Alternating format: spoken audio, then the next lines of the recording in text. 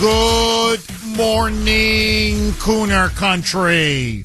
Okay, my friends. Ho, ho, ho, ho. Yesterday morning, news broke that the J-6 pipe bomber, or at least, forgive me, the alleged J-6 pipe bomber, had been arrested.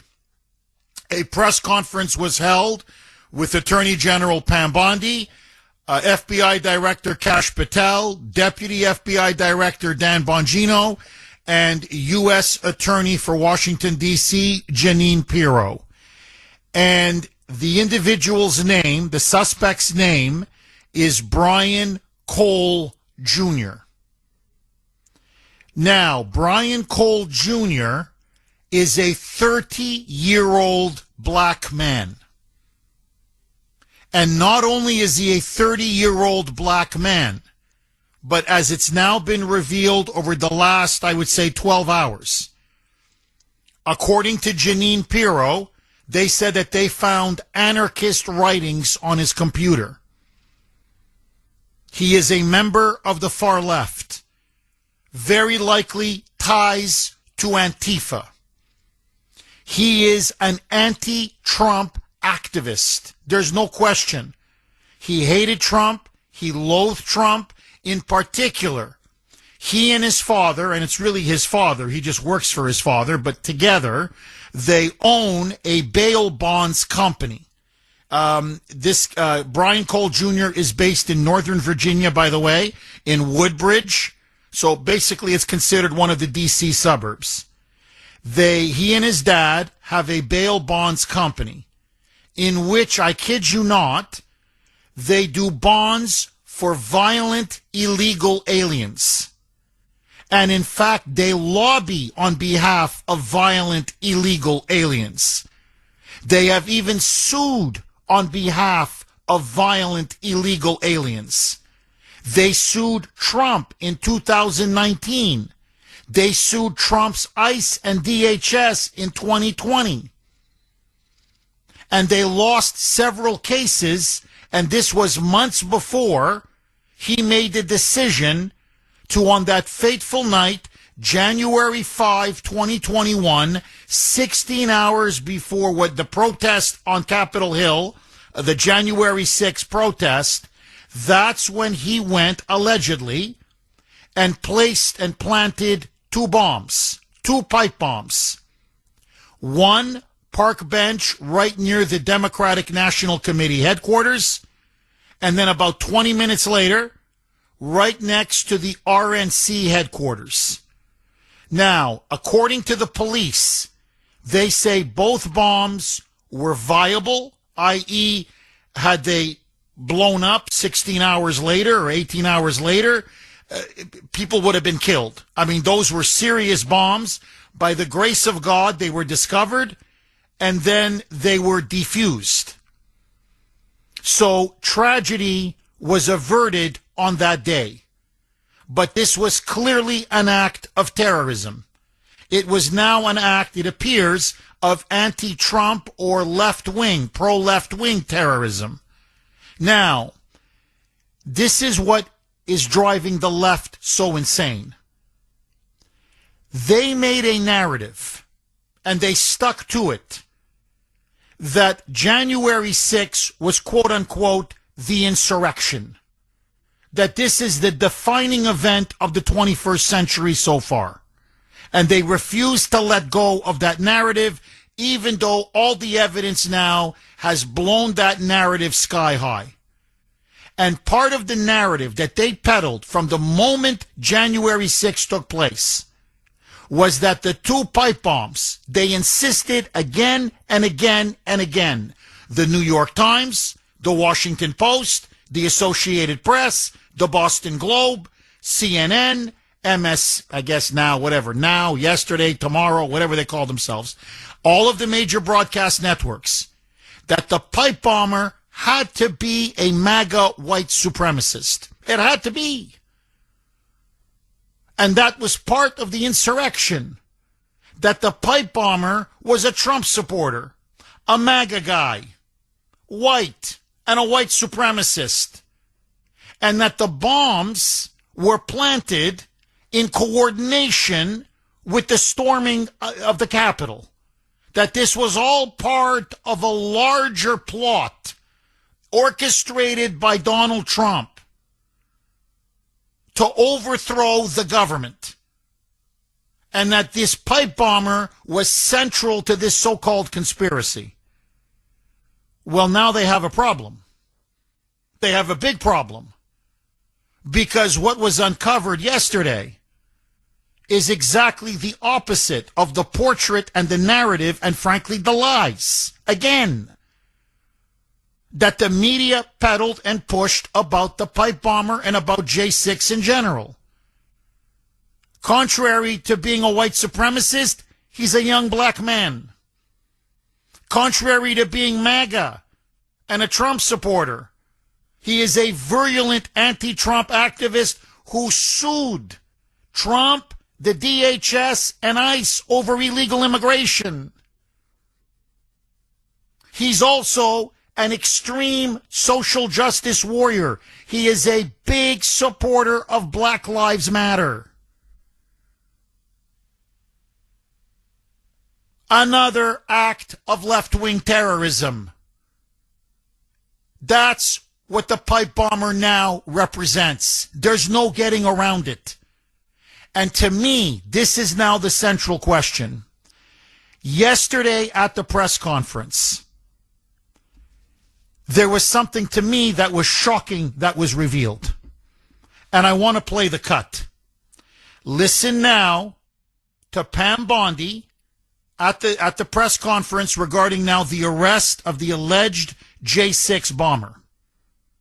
Listen to her say there was no movement on this case. It was a cold case under the Biden regime. Remember now, the Biden regime sat on this case for 4 years. As she put it, the evidence was collecting dust. It was just sitting there somewhere in a vault, and it was just collecting dust.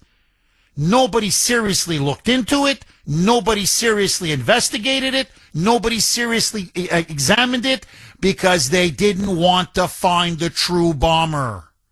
They preferred to push the lie and the narrative.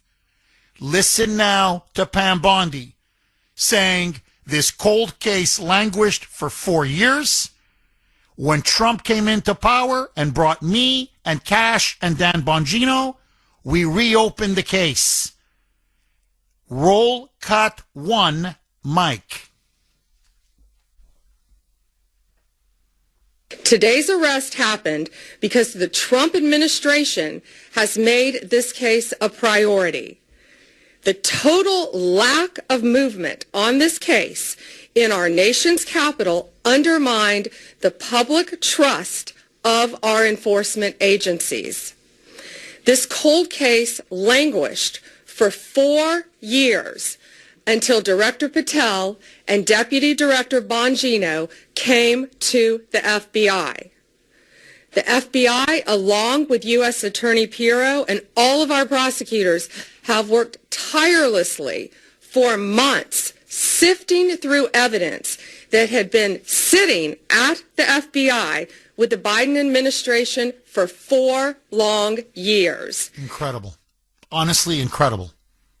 Now, here is the part I want you to really hear. Okay, everybody, you need to stop. You need to hear this. They didn't break open this case and capture the alleged J6 bomber because of new evidence, new tips, new witnesses, or new information. No, no, no, no. It was from the old evidence. It was all there.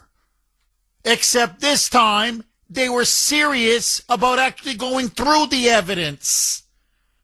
Roll cut 1A, Mike. Let me be clear. There was no new tip. There was no new witness. Just good, diligent police work and prosecutorial work, working as a team along with ATF, Capitol Police, Metropolitan Police Department, and of course, the FBI. We are working every day to restore the public's trust. We hope that today is a significant step towards that progress. We'll share more information when we can and when it unfolds. Okay, now, to me, I think it's obvious. And let me just say the quiet part out loud. The Biden FBI, and I'm talking about FBI Director Christopher Wray at the time, and Merrick Garland, his Attorney General, clearly did not pursue this case because they didn't want to find out who the real pipe bomber was, because they knew that the real pipe bomber, should it come out, would destroy all of the lies. 617-266-6868 is the number. So it's just incredible. Really, it's just absolutely incredible what can be done if you're actually serious about doing, real police work. And, let's try to actually find the January 6th pipe bomber. It's just amazing how much information they had, how they could sift through it, how they could analyze all the data, the camera, the video surveillance footage, the cell towers. They tracked down apparently Brian Cole's purchases by looking at his credit cards, looking at his bank account, and Shazam. It took them about 6-7 months, but they believe they got their man. And again, this is very important. There was no new evidence. There was not a new witness or new information or any new tips. In other words, all of the information all the evidence that they had to make this arrest was there the entire time at the FBI. It had been sitting there, as Pam Bondi put it, collecting dust. It was just sitting there. And nobody cared. And within a couple weeks after January 6th, they dropped the investigation completely. There was no movement. It was complete and utter inaction for basically 4 years under the Biden regime. Which begs the question, what were they so afraid of? Why didn't you want to find out who the real pipe bomber was? Because the answer was sitting there the entire time. Christopher Wray covered it up. Then the FBI director, Merrick Garland, that snake, covered it up. And the reason why they covered it up, if no one else has the guts to say it, I'm going to say it because it's so obvious. They had to keep pushing the lie. They had to keep pushing their narrative that the media was peddling as well, the Democrats were peddling, that the Biden regime was peddling. Remember, that's how they were trying to completely discredit and destroy Trump and MAGA. That January 6th was an insurrection. Well, how could it be an insurrection? Nobody was armed that day. They were let in by the Capitol Police. It was obvious. Now we know the FBI had undercover agents throughout the entire crowd, that the Capitol Police were under orders to let them in. So how could it be an insurrection? Well, according to them, there were the pipe bombs. The pipe bombs were planted at the DNC, at the RNC. And had they not been found and diffused, there would have been dead bodies everywhere. The RNC in rubble, the DNC in rubble. This was their insurrection, an act of MAGA white supremacist terrorism. And they pushed that lie again and again and again and again. And now it turns out it was, the opposite. The complete and utter opposite is what happened. It was a young black man. It was a far left winger. It was an anti-Trumper. A guy, by the way, who business depends upon catering to violent illegal aliens, who he and his old man sued Trump and his ICE and DHS in order to try to get them to stop being, as he puts it, so rough with illegal aliens on behalf of the illegals, who is up to his eyeballs in support for Black Lives Matter.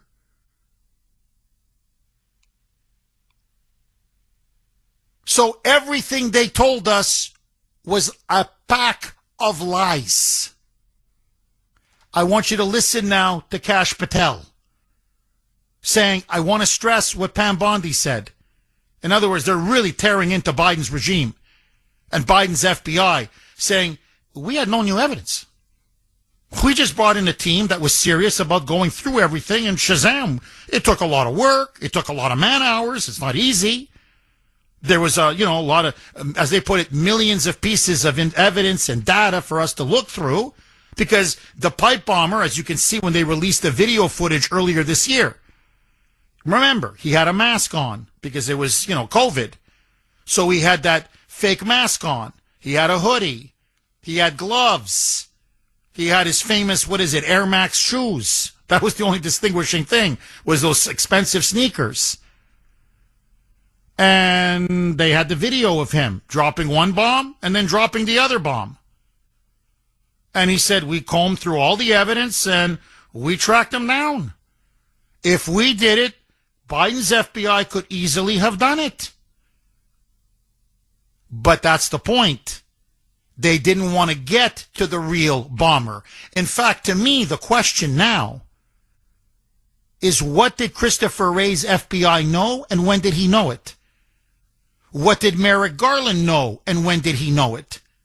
What did Joey know and when did he know it? Because I'm convinced, and I'm very suspicious, that they probably knew who the guy was from the very beginning.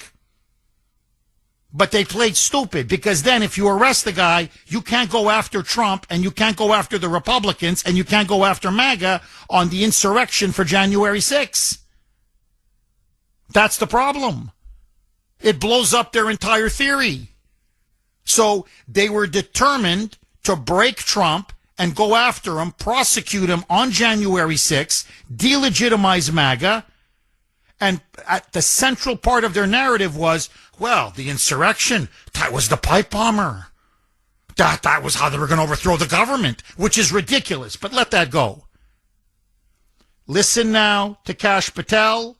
Roll cut 2A, Mike. Okay, we'll play it on the other side. All right. Okay, we're going to play it on the other side. I want to start taking calls. 617-266-6868. Okay, you want to see how wedded the fake news media complex was to the narrative that it had to be a MAGA white supremacist guy who planted those two bombs on, January 5th, the night before January 6th. This, I swear to you, this is Jake Tapper, okay? On This is CNN. And he goes on air and he says that the D.C. alleged pipe bomb suspect, you can't make this up, is a 30-year-old white man. Roll cut 10, Mike. Ryan Cole Jr., a 30-year-old white man from the D.C. suburbs, is charged with transporting an explosive device in interstate commerce and with malicious destruction. And then a couple minutes later, I'm talking maybe 3-4 minutes later, CNN puts up the picture, and of course, I'm sure most of you have seen it, right, of Brian Cole Jr., with the glasses. He's black. Actually, they put up live in real time. I thought it was a couple minutes later. Okay, live in real time. So, okay, it's even worse. So there it is. There it is. I mean, it's just, he's a white man. Put up the picture. There's a black guy. He's a white man. You know, MAGA, white supremacist, it has to be. I mean, what a joke. Honestly, what a joke. Absolute joke. Now, it's getting even worse. It's getting even worse. They can't just admit. The Democrats can't just admit. Look, Biden's FBI dropped the ball. If you want to say incompetence, I think it was deliberate. I think it was political. I think it was clearly political. Remember, they had set up their entire regime to pin January 6 on Trump's liver, to pin it right on Trump, and to brand him and delegitimize him as an insurrectionist. And by extension, MAGA, and by extension, the entire Republican Party. That was, in other words, their entire opposition. And that's what they tried to do for 4 years. And the key, or one of the pillars, was, well, look at those pipe bombs. That had to be done by somebody supporting Trump. Had to be. White supremacist, MAGA, had to be. And no, you look at this guy, and I don't want to go on. I've explained it already several times.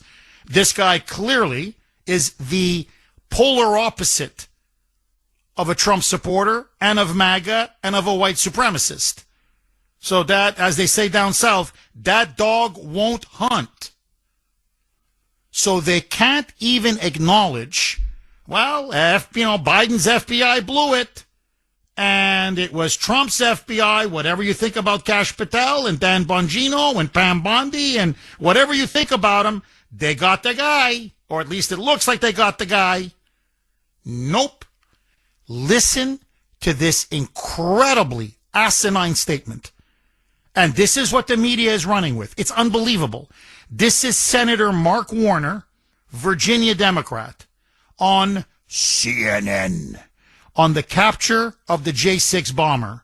Roll cut 7, Mike.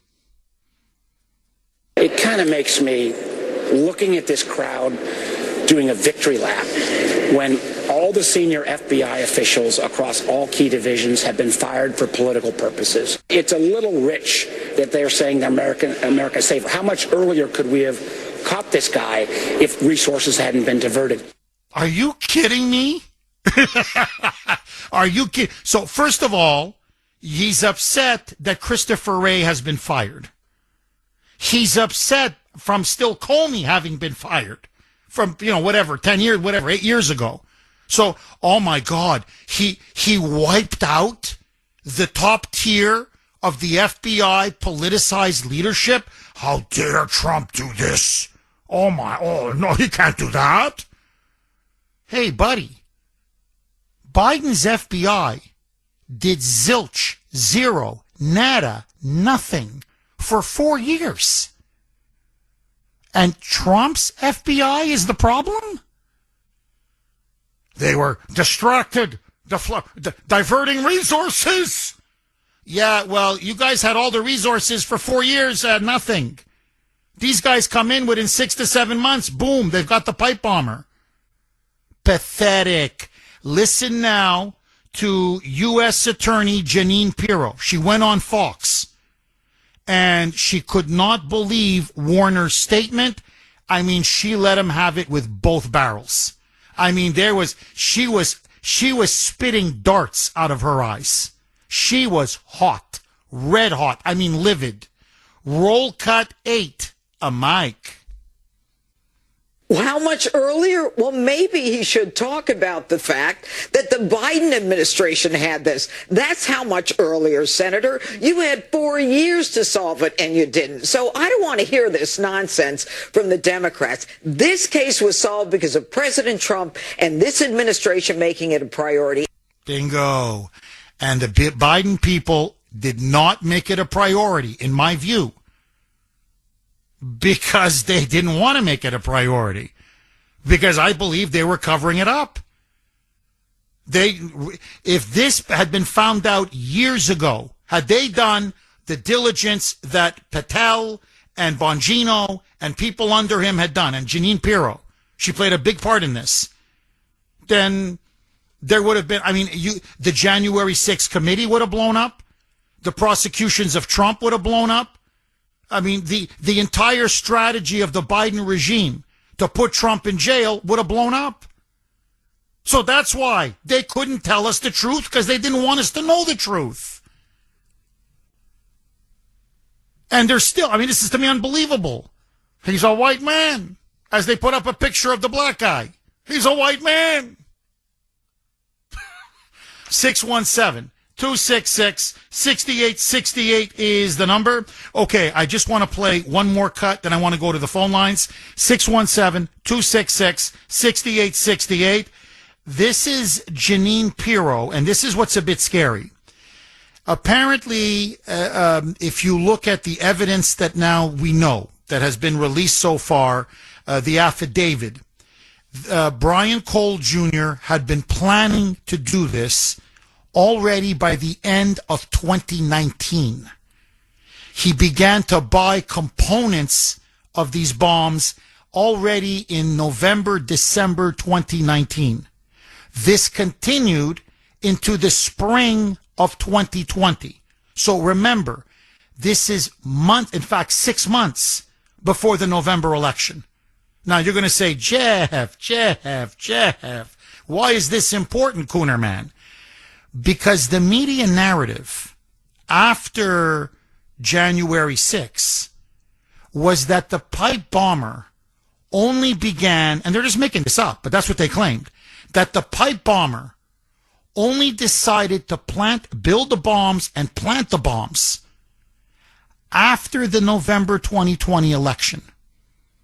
Because according to them, he was motivated by the fact that Trump said it was stolen, by the fact that Trump said Biden had stolen the election and that Biden's election was illegitimate.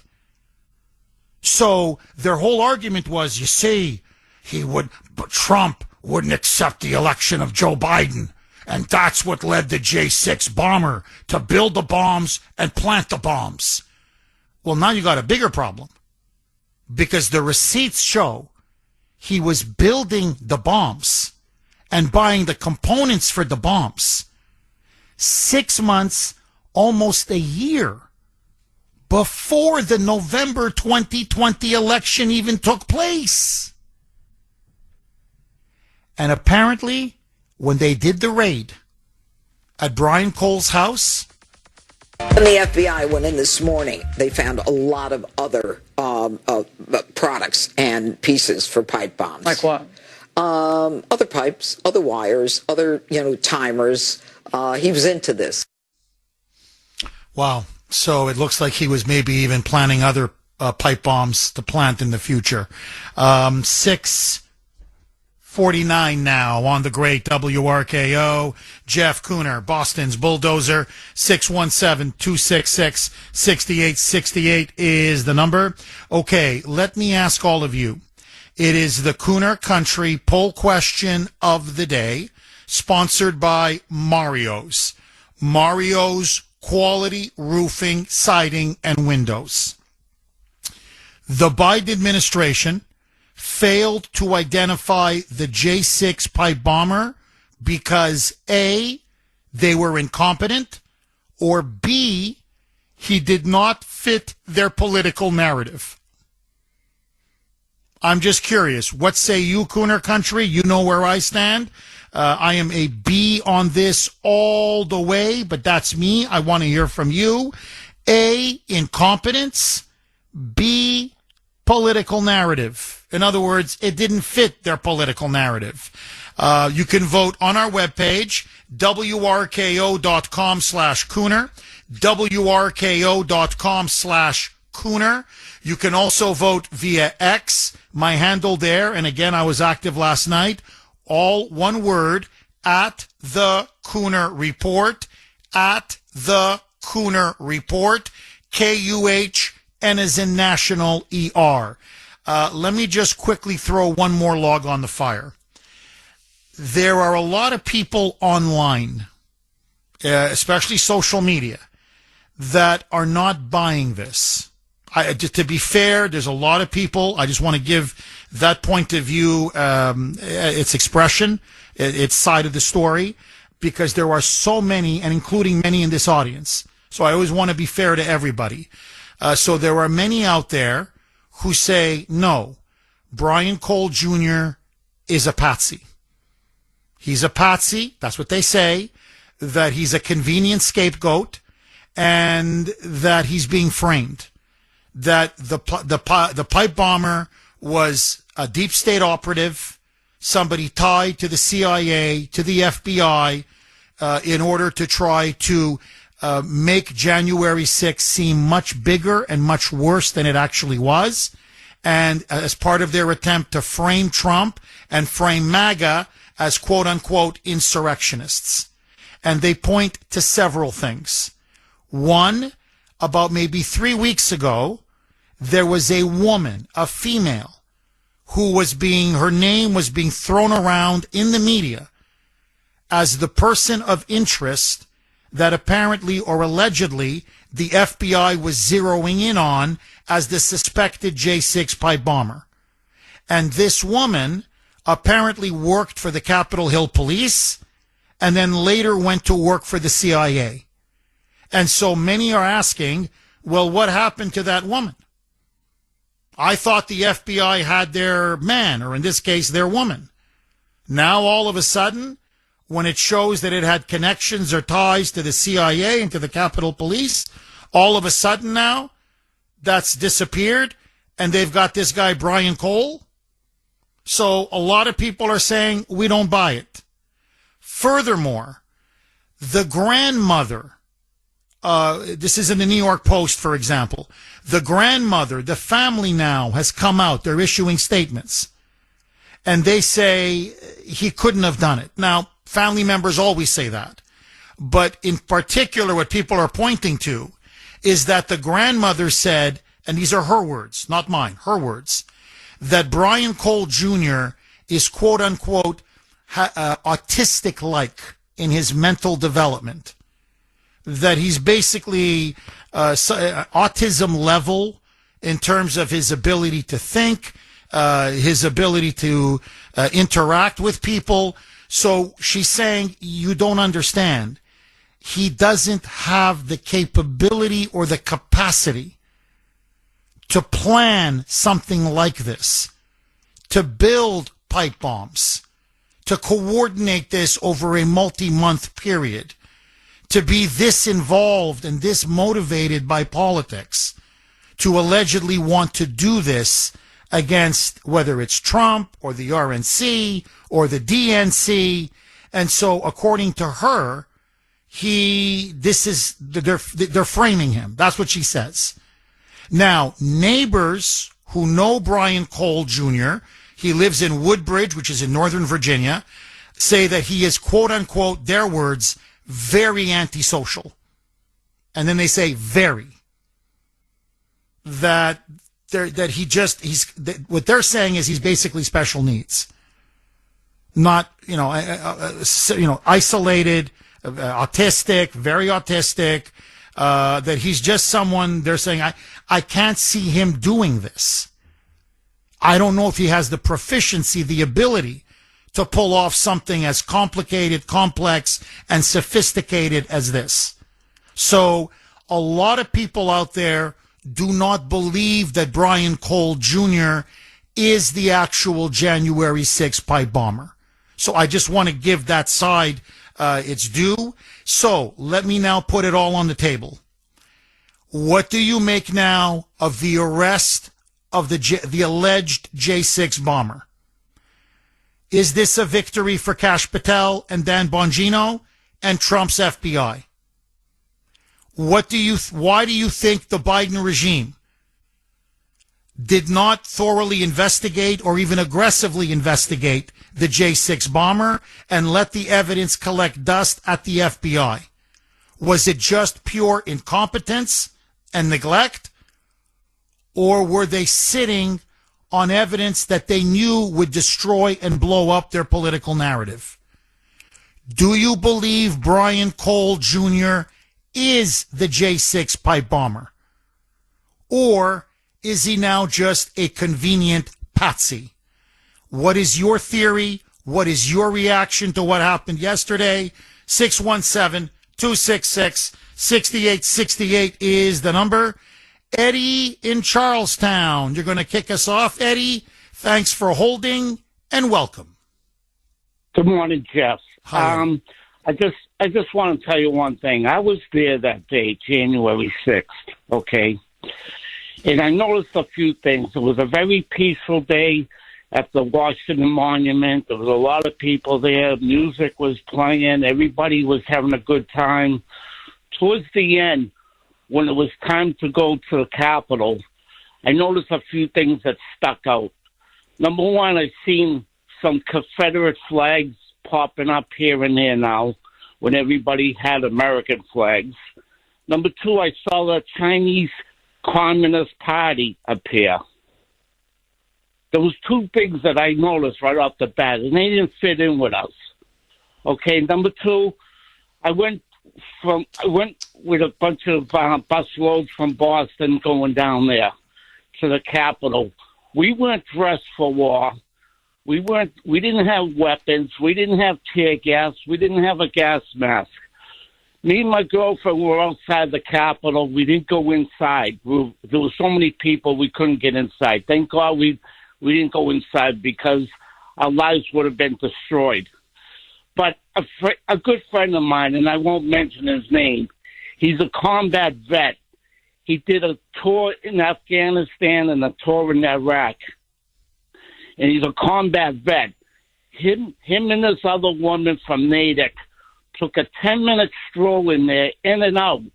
And you know something? Their lives have been destroyed, and they didn't do one thing. So my message now is, if I was in their position, I would go after the Biden personally, because he knew all about this. And it's funny that the FBI could arrest all these people within minutes that took a little stroll in the Capitol, but they couldn't arrest a pipe bomber. Oh, that's a Give brilliant me a point. break. Eddie, that's a brilliant point. And look, I can only piggyback off of what you're saying. You're spot on.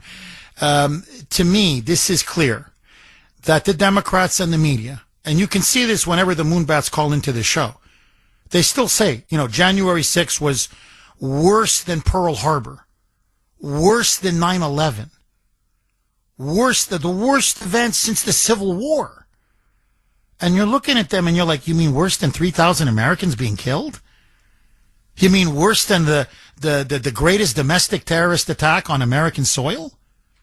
You mean worse than Japan wiping out our Pacific Fleet and launching us into World War II? Like, are you guys normal? But this is how they've brainwashed the left. That January 6th was, as I said, the most defining moment of the 21st century. That they just can't get over January 6th.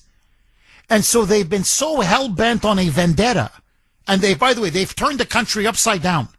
They've turned the whole country, ever since J6, they have turned the whole country upside down. And all they could get were grannies. And as you put it, vets. Who many of them just walked into the Capitol. They walked in, they looked around, they shook hands with the police, some of them took selfies, and then they walked out. And 10-year sentences, 15-year sentences, 20-year sentences. They hunted him down in Alaska. They came in guns blazing in the middle of the night in Alaska. 67, 66-year-old grandmother. Just her crime, 10 minutes inside the Capitol. I think she had to go to the bathroom. I'm not kidding. She came in and said, I'm sorry, I have to go. Where's the bathroom?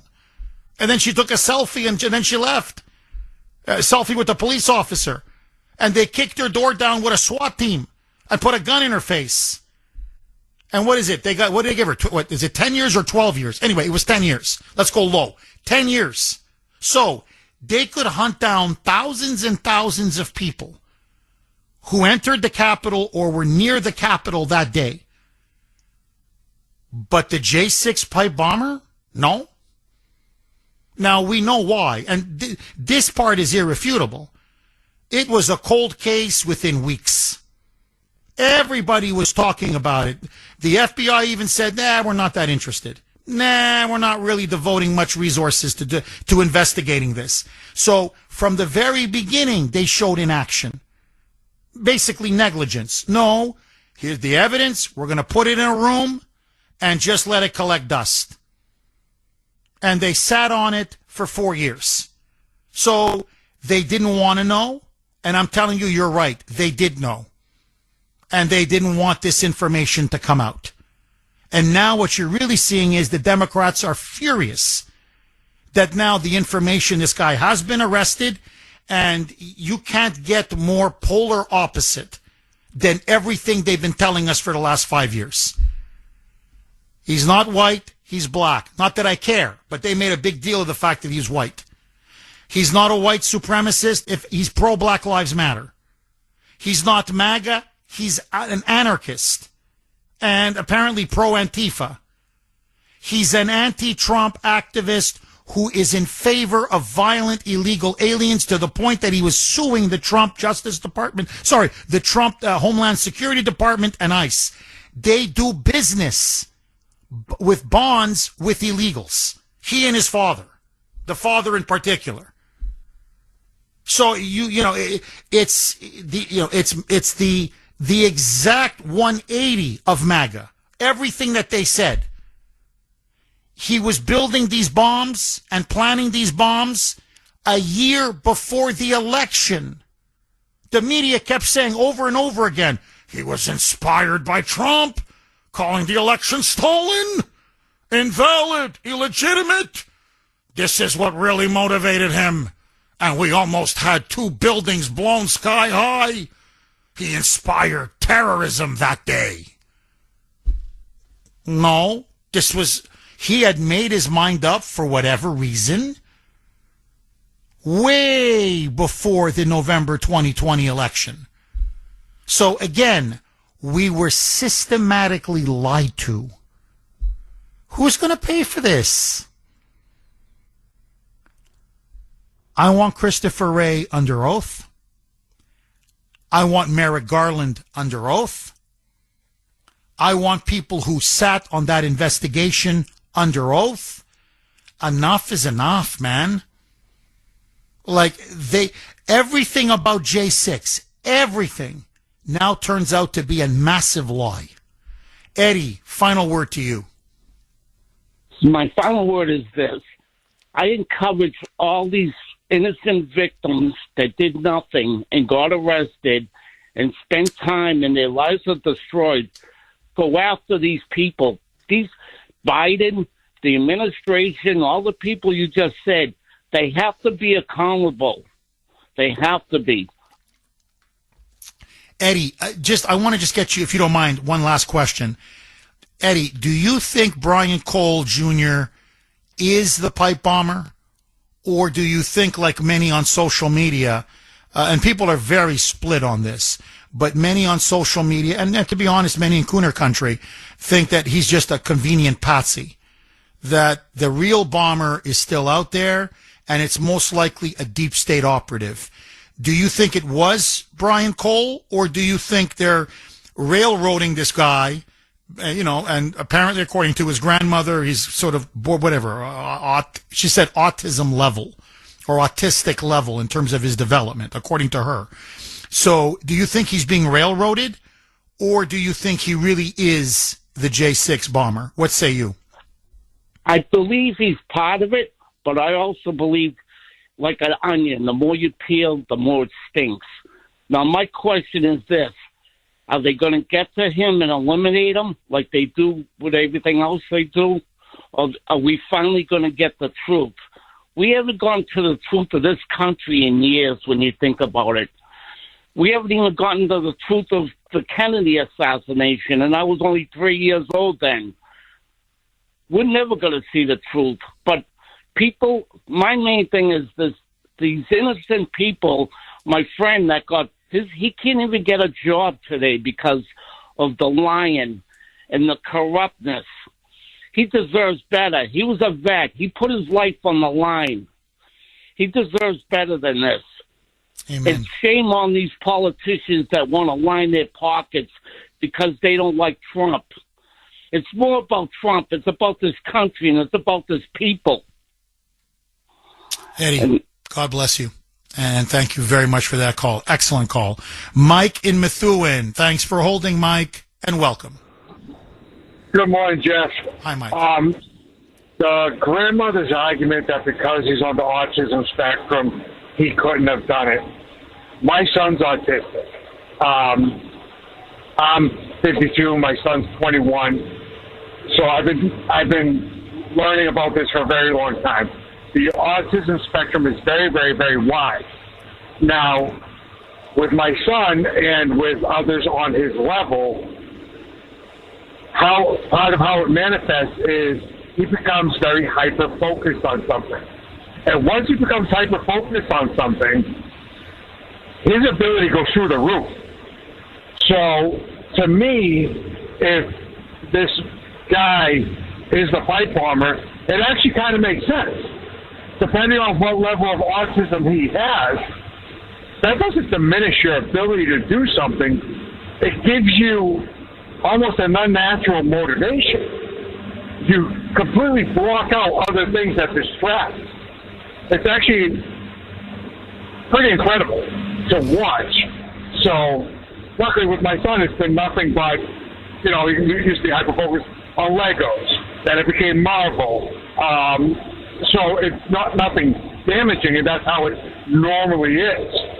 And while I was listening to the previous caller, it's not beyond the realm of possibility that he was possibly influenced specifically because of his autism and his ability to hyper-focus by possibly someone, like you said, possibly like deep state or... Oh, brilliant. Like, okay. I'm so happy you called, and I'll tell you why.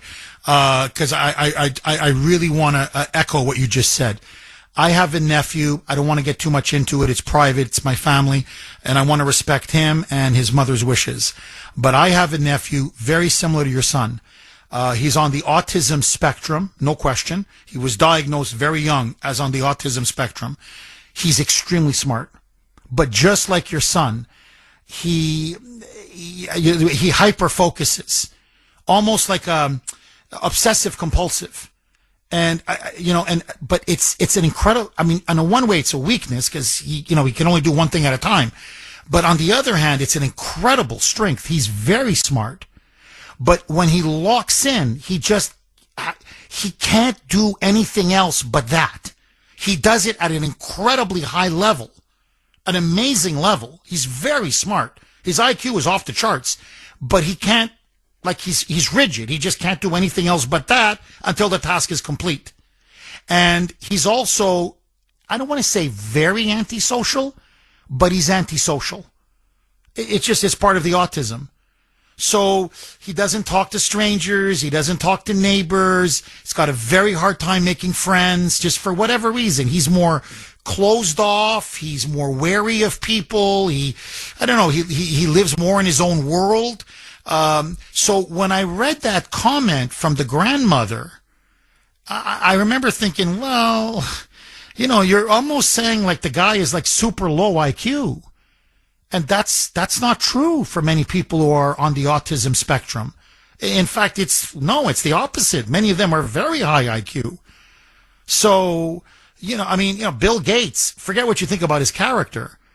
Bill Gates, for example, has Asperger's. Asperger's is considered an, autism spectrum. Many people with Asperger's, super high intelligence, very high IQ, very successful, but they can lock in only on one thing at a time. And they do have socialization issues. They tend to, ignore people or not understand people or misread social signals or whatever. So I'm so happy you called because I was looking at that. I'm like, now I think even more he could be the guy that actually did it.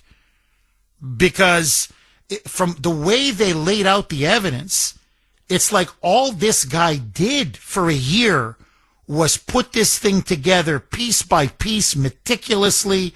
I mean, he planned it to a T.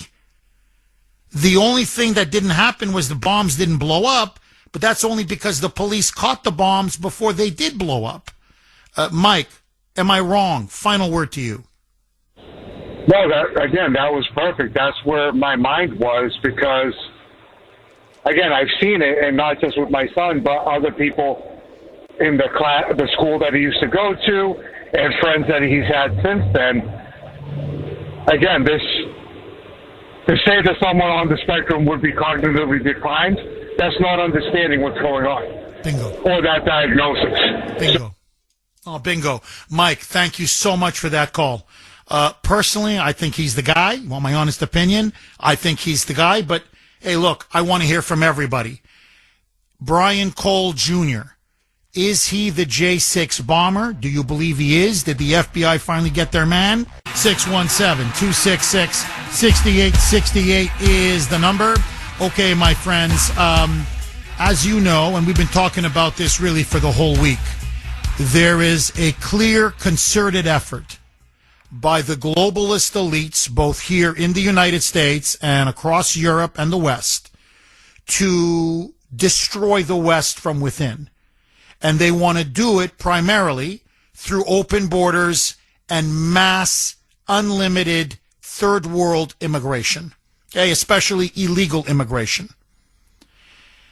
It has now gotten so bad, I want you to listen to this, that you have story after story after story. And I'm just going to cite two. I could cite you countless. One is local here in Massachusetts, and another one is national, which has gotten a lot of attention. Now they are going for Jesus, Mary, and Joseph, the Holy Family themselves. You can't make this up. Okay? You can't make this up. So, listen now to this. This is in Dedham, Massachusetts. And for those of you, we have a huge audience that listens to us on streaming. Dedham is actually fairly close to my house. I know Dedham. I've been to Dedham quite often. And it's within shooting distance of Boston. Now, Dedham, Massachusetts has a Catholic church there. It is called St. Susanna Parish. And Susanna is spelled S-U-S-A-N-N-A. So it's St. Susanna Parish. You can look it up yourself. Don't take my word for it. They now have a nativity scene that has sparked anger, fire, and fury among not just some of their parishioners, but many people across the state. They have a nativity scene that is displaying a sign that says, quote, "ICE was here," where the baby Jesus, Mary, and Joseph should be. So there's no baby Jesus, there's no Holy Family, there's no Mary, there's no Joseph, no. There's a sign that says ICE was here.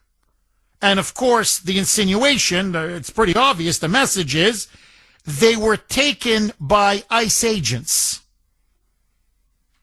In other words, they are illegals. Jesus, Mary, and Joseph were illegal aliens. And they were then taken by ICE agents. And underneath the sign, it reads, I swear to you, quote, "The Holy Family is safe in our church. If you see ICE, please call LUCE, L-U-C-E in caps," and they even give out a number. Now, apparently, this is the idea of a far-left priest, Reverend Stephen, I think the pronunciation of his last name is Josoma, or Josoma. Anyway, it's J-O-S-O-M-A. And according to him, he says the nativity scene is on purpose. This was done deliberately. Why? To show that Jesus was an illegal alien. That Mary and Joseph were illegals. Because if you remember, according to the Bible, this is the story now the left has been peddling, that when King Herod determined that every boy under the age of 2 had to be killed for fear because he heard news that the Messiah had been born. And so he sent out Roman agents and Roman soldiers, and they were killing every baby boy under the age of 2. It was a massacre. And so to escape King Herod and the Roman soldiers, the Holy Family had to escape. They went from Judea, where Christ was born, in Galilee, in Bethlehem, which was Joseph's ancestral town. So they went from Bethlehem in Judea temporarily to Egypt. And then they, after a while, when King Herod passed away, they then resettled back in Galilee, and that's where mostly Jesus was raised. So the argument that these priests and other pastors are making, the religious left, is, well, the first illegal alien was Jesus.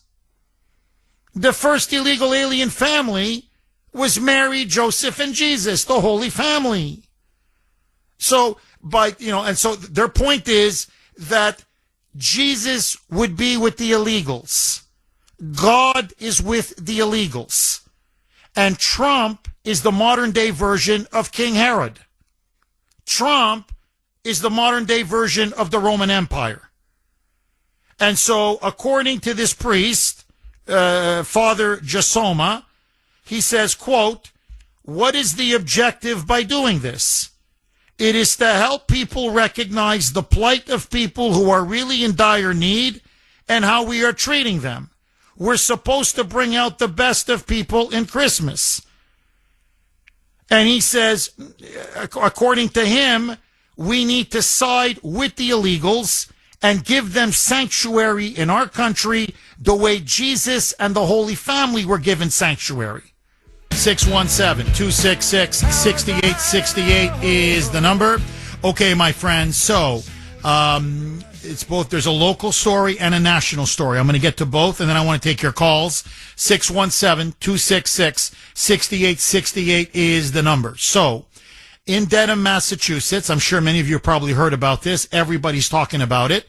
It is a huge, scandalous story. So, you have this far-left priest who now, again, to me, this is blasphemous.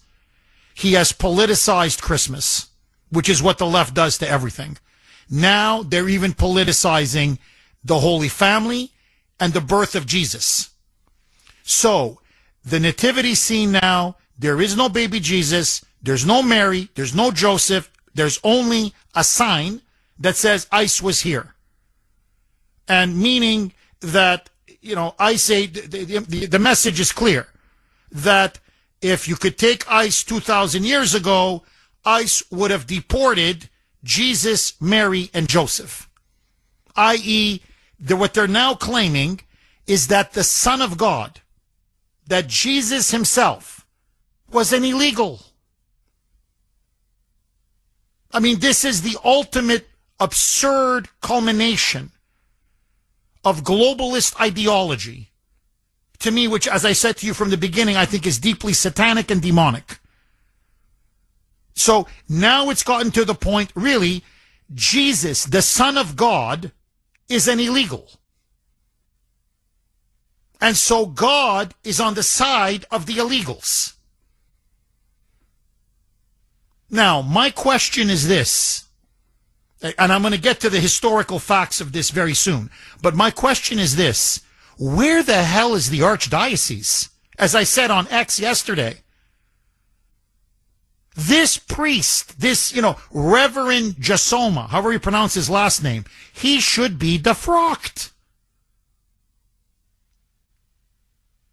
Never mind that he's politicizing Christmas.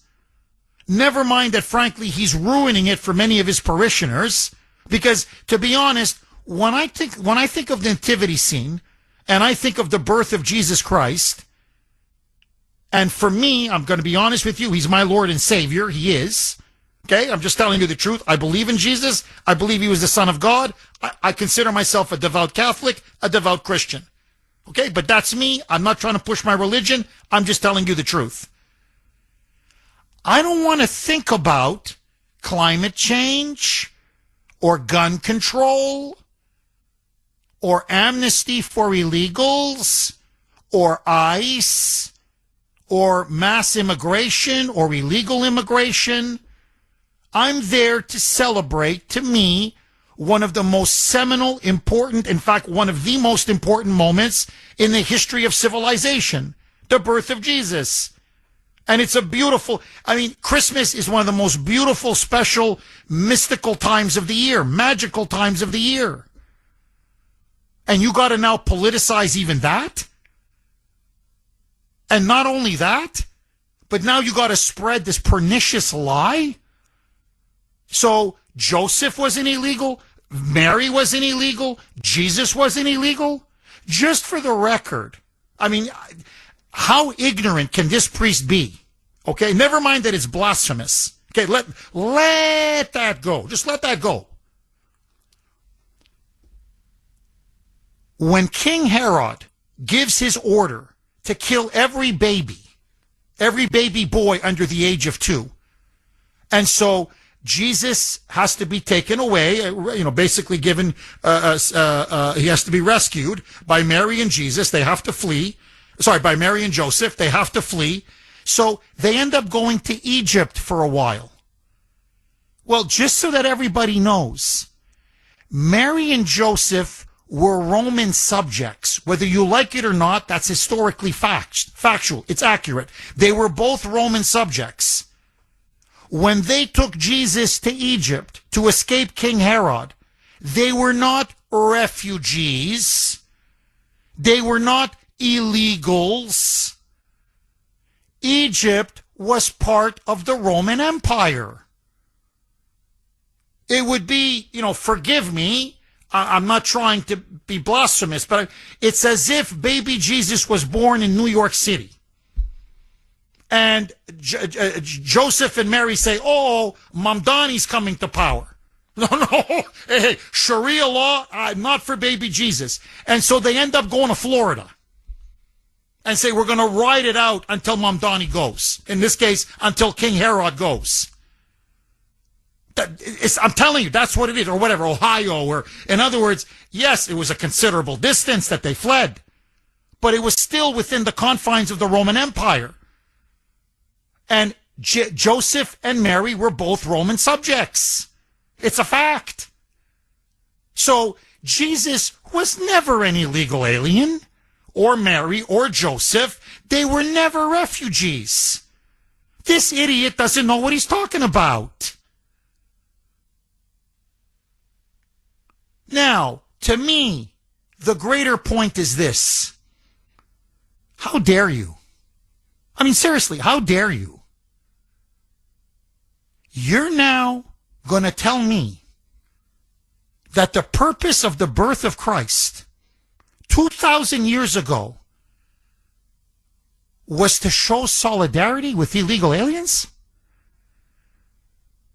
And that the modern day Roman Empire is the United States?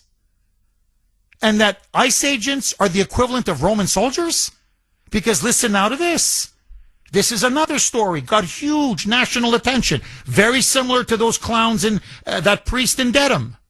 Now, this wasn't a Catholic church. This was a Protestant church. Apparently had some affiliations with the Baptist Church of the United States. It's a very left-wing liberal church. It's in Evanston, Illinois. And in Evanston, Illinois, according to at this church, they have a nativity scene, but it's a little different. Instead of no Jesus, no Mary, no Joseph with a sign, ICE was here.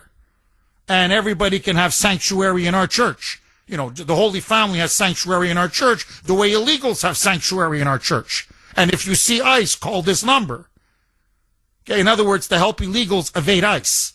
So now Dedham, that church in Dedham, St. Susanna, is openly calling for the breaking and defying of the law. You're openly aiding and abetting criminals. And you call yourself a priest? Ay, ay, ay. Okay. Evanston, Illinois, it's now a Protestant church because everybody's in on it now. Their argument is a bit different. No, there is a baby Jesus. They didn't take the baby Jesus out, but listen to this. The baby Jesus is zip-tied. You know, when ICE arrests illegals, they put them in zip ties. So baby Jesus is in the manger, in the crib, but his hands are zip-tied. And Joseph and Mary are wearing gas masks as they're overlooking the baby Jesus. Why are they wearing gas masks? Because ICE will deploy tear gas to disperse anti-ICE protesters and activists. So, in other words, Mary and Joseph, they're Antifa. They're Black Lives Matter. They're anti-ICE activists trying to protect the illegal alien baby Jesus. And then surrounding them are Roman soldiers who are the quote-unquote ICE agents. And so they're going to deport, literally, according to this nativity scene, they're going to deport baby Jesus with zip-tied hands, and poor Joseph and Mary are trying to protect baby Jesus, and they've got gas masks, but they're going to be tear-gassed and probably killed by the Roman soldiers. And the reverend that's running that church explicitly says that the Holy Family was an illegal alien family, that they were a refugee family, and that if you believe in the birth of Jesus, you have to stand against ICE, you have to stand with illegal aliens. And you call yourself a freaking church? This is not Jesus Christ on the cross. What you're seeing now is Karl Marx on the cross. This is religious Marxism. This is, to me, without question, the politicization of Christianity. And this is, without question, now taking the ideology of globalism to its absurd, fanatical end. Now, Jesus was an illegal. Okay, just very quickly, the lines are jammed. I want to go to the phone lines. But just to give you some more background and information. So, the church that is depicting the nativity scene with a zip-tied baby Jesus and Roman soldiers as ICE agents and Mary and Joseph wearing gas masks. That is the Lake Street Church in Evanston, Illinois, just right near Chicago. And this is their own Facebook page. Okay? This is a post on their own Facebook page. According to them, this is what they say. Quote, that the display reimagines the nativity as a scene of forced family separation, drawing direct parallels between the Holy Family's refugee experience and contemporary immigration detention practices. So they're proud of this. And I don't want to read to you. It goes on and on and on about why Mary and Joseph are wearing gas masks. That's because of the tear gas and so-called other chemical weapons. Like, what are they dropping? Sarin gas? Deployed by ICE agents against peaceful protesters, journalists, community members who are just advocating for immigration reform and bearing witness to human rights abuses within the system. And so they say that they want the nativity scene to spur a conversation about the need for sanctuary cities, sanctuary states, and to make America a sanctuary country, to give sanctuary to families fleeing violence but they are met with separation, detention, and dehumanization. And they literally say on their Facebook page that Jesus and his family were refugees. Quote, "The Holy Family were refugees." This is not political interpretation. This is the reality, according to this church, described in the stories our tradition has told and retold for millennia.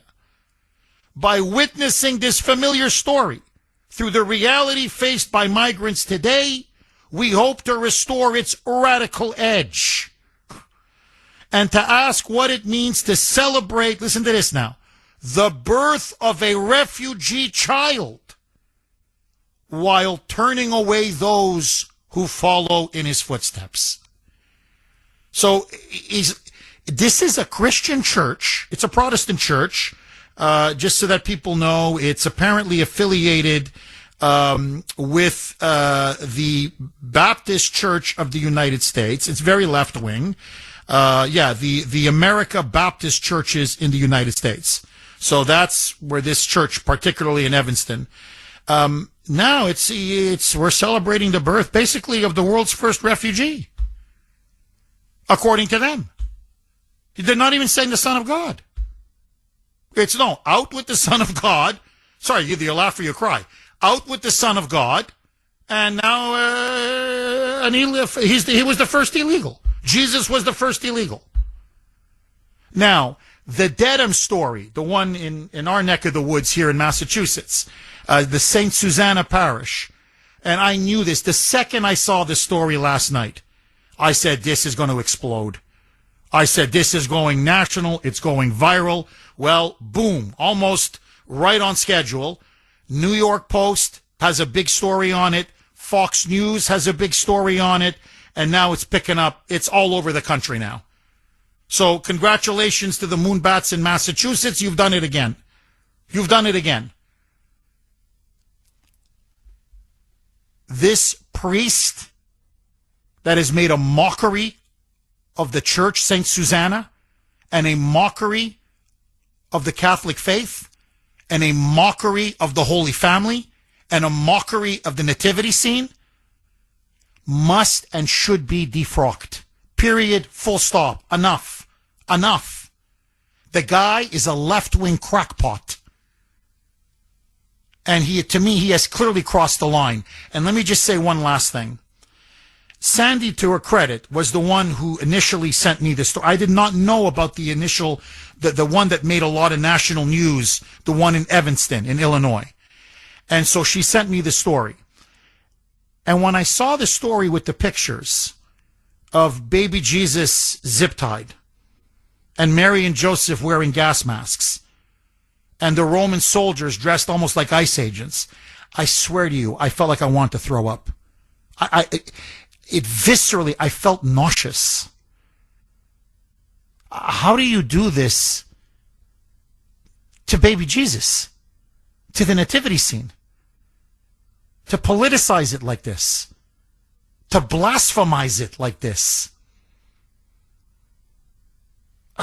I mean, is this now going to be a trend where we're going to start to see this all over the country?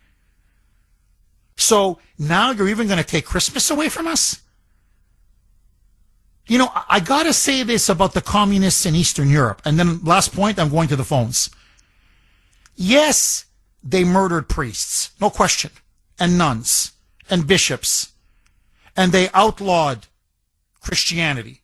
In Eastern Europe, it's either Catholic or Orthodox Christianity. There's some Protestants, but in Eastern Europe, it was the Catholic Church or the Orthodox Christian Church. And they hammered the church hard. But they never denied the nativity. I mean, as an historical fact, whether you believe Jesus is the Son of God, that's a different conversation, okay? But as an historical fact, I mean, I got to say this about the commies, at least then. They knew their basic, like History 101. He's born in Bethlehem, the Roman Empire. They temporarily flee to Egypt, part of the Roman Empire. They return to Nazareth, Galilee, Hence, Jesus of Nazareth. That's where he's primarily raised. The Roman Empire. Jesus was, they would never say, well, Jesus was a refugee. No. Jesus was an illegal alien. No. Like, hello. And this guy, how did he get through the seminary? This Reverend Josoma, however you pronounce his name. How did this guy become a priest? That's what I want to know. Agree, disagree. So I want to ask you, double-barreled question. Was Jesus an illegal alien? Is this now a blasphemous assault on the church, on Christianity, on Christ himself, and on Christmas? I say clearly yes. And what do we do about it? What do we do about it? 617-266-6868. Tim in Boston. Thanks for holding, Tim, and welcome. Jeff, great show today, and great topic. I think this is kind of indicative, or just another example of, where we've seen, or what we've seen happen with the Unitarian churches in and around Boston. It's, you can't drive by one of those churches and not see sort of their social justice flags outside. And I think that's because with a lot of these churches, it's the social justice has become the religion. And so it's not about, Christianity. A lot of these churches have become solely about political activism and social justice. And I think, similar to how the Unitarian churches have the flags outside, I think this priest sees the nativity scene as it's just become a prop because it's outside so people can see it. So this isn't the first time he's done this with the nativity, and he's kind of reduced the nativity scene to just a prop in his political agenda. And I think this is just the next step, and I think that we're going to see a lot more of this, similar to the Universalist Church. Great show. I'll hang up. Tim, you're dead on. You're, as I like to say, not 100, but 1,000% correct. I want to ask all of you the obvious follow-up question, and Tim is completely right. What should the parishioners at St. Susanna, if you were there, honestly, what would you do? What would you do? And I'm not urging violence. Please don't do anything violent. God forbid. That goes against the spirit of Jesus and of Christmas and of Christianity. So please, non-violence, please. But do you call the priest? Do you politely, no F-bombs, but, forcefully say, buddy, what are you doing? So do you call him and complain? Do you email him and complain? Do the parishioners approach him and say, look, I'm sorry, Father, it's time to retire. You gotta go. You gotta go. Do you go to the archdiocese? Because, that's the point. There's a hierarchy in the Catholic Church. Again, I have a lot of Protestants and non-Catholics who listen to the show. So please, I'm not disparaging your views, quite the opposite, or your beliefs. I'm just saying to understand the church has a hierarchical structure. It just does. And there's a reason why they have a hierarchical structure, exactly for something like this. If you've got a rogue, renegade, wee-you priest, an out-of-control priest, that's, where's the bishop? Where's the card? Where's the archdiocese? Rein this guy in. Hello. I'm sorry, you gotta crack the whip. That's the quote-unquote authority of the church. Yeah, I'm just giving you the system, the structure, the beliefs of the church. I'm not saying you should believe it. I'm just saying that's what it is. So where are the higher ups? So what, do you go to the archdiocese? Is that the remedy? What do you do? What, do you protest your own parish? Do you go in front of the parish with signs? Is that what it's come down to now? 2 weeks or whatever it is, 2.5 weeks before Christmas? To say, we just want a proper nativity scene? We're not asking for much? Can we just have a baby Jesus and a Mary and a Joseph? Maybe put a little bit of straw? If you could have a few animals, that would be nice, but that's okay. Could we have that? Is that too much to ask for now? Really, what do you do? 617-266-6868. Alan in South Carolina. Thanks for holding, Alan, and welcome. Hey, happy Friday. Alan, how are you, my friend? What do you make of this, buddy? Very well. Hey, first of all, I want to quickly honor Mike and forgive him for dropping me a couple weeks ago before I got online. So, in the spirit of Jesus, Mike is forgiven.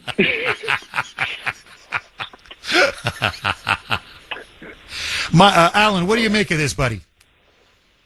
I think that all of these leftists are just completely wackadoodles. I mean, where were they? I mean, how come we haven't ever seen, I mean, again, I am completely against this, any type of politicization of Christianity. I hate it, like you. However, how come these guys haven't ever, put the nativity out, had Mary and Joseph and the shepherds and the animals and all that, and no baby Jesus, and say Planned Parenthood was here? How come nothing like that? Because it's always one way. That's a great point. Oh, that's a great point. I didn't even think of that. That's a great point. You're right. A pro-life priest, and frankly, every Catholic priest should be pro-life, okay? It's one of the fundamental teachings of the church. But let that go.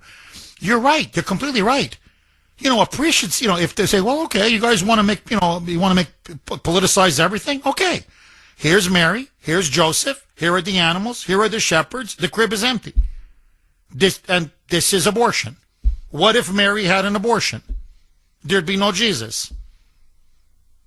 How come you never see that? And imagine if a priest did do that, Alan. The left would go berserk. I mean, Alan, could you imagine the backlash? Holy shamoly. But when they do it on the left, no problem. I mean, and notice, take the Boston Globe. The Boston Globe now and the New York Times, they're rallying to this church in Evanston, or now this church in Dedham. So you have secular radical leftists who hate Christianity, who hate the church, who hate Christians, who hate Christ. I mean, my God, they've made it their mission to destroy any vestige of Christianity in America. But suddenly now, when it comes to this, or when they do stunts regarding climate change or gun control, because that's what this priest has done in the past, this priest in Dedham, then it's, they have every right to do this. We commend them. So you see, then they will defend a church. The very people that want to destroy the church and destroy Christianity. I mean, these people really are sick. I got to tell you, this is Marxism. This is cultural Marxism. It is infecting now not just Catholicism, but even now liberal Protestant denominations. It is a cancer, and I'm telling you, we have to root it out. Alan, am I wrong? You are. Again, I'm going to say that I might have mentioned it in the past, but I mean, this is just further evidence that we're in the end times. Christians are going to be persecuted, and it's going to happen, and it just proves that we, as Christians, need to be very discerning when, as to what church we attend. Is it truly a Bible-believing church? Are they preaching the Word of God? Are they preaching the divinity of Jesus and, that He was God and He is the only way to the Father? Again, it sounds very exclusive, but it is inclusive because He's willing to take anybody. No, what you're describing is the faith. You're dead on. Now, look, again, I want to stress to the audience, look, this is not Sunday. I'm not trying to push my views on you. I'm just saying, look, believe it, don't believe it. It's up to you. It's a free country. I love America, and I love freedom. I'm just saying that's, if you're a Christian, that's what you believe. Now, they're coming out and saying, no, He's not the Son of God. No, He's not God. No. What is He? He's an illegal alien. What? Yes. He was the first illegal. He was the first real refugee. This is, if I sat in front of, Father Jasoma, whatever his last name is, really, I'd say, have you no fear of God? You're a priest, for God's sake. Have you no fear of your soul? Alan, dynamite call, as always. Courageous call and a brave call. Thank you. 617-266-6868. To me, it's incredible. And I just got to say this. One of the sins I'm really ashamed of, and it's the same time, I go to the confessional, it's the same sins. I'm always confessing them over and over again, okay? And one of them is that I take the Lord's name in vain, because I do. And I hate that I do. It's a very bad habit. I try to cure myself of it. Whatever. I don't know what to tell you. So I will use, the G word, okay? Not in a reverential way. Let's just put it that way. And I even do it on the show. And I get blowback, and rightly so. You will email me or text me and say, come on, Jeff, say, oh my gosh. You don't have to, OMG, but, with the G word. So just say, oh my gosh, right? So I get that. And that's one of the things I always confess to. Okay. But anyway, talk about taking the Lord's name in vain. I'm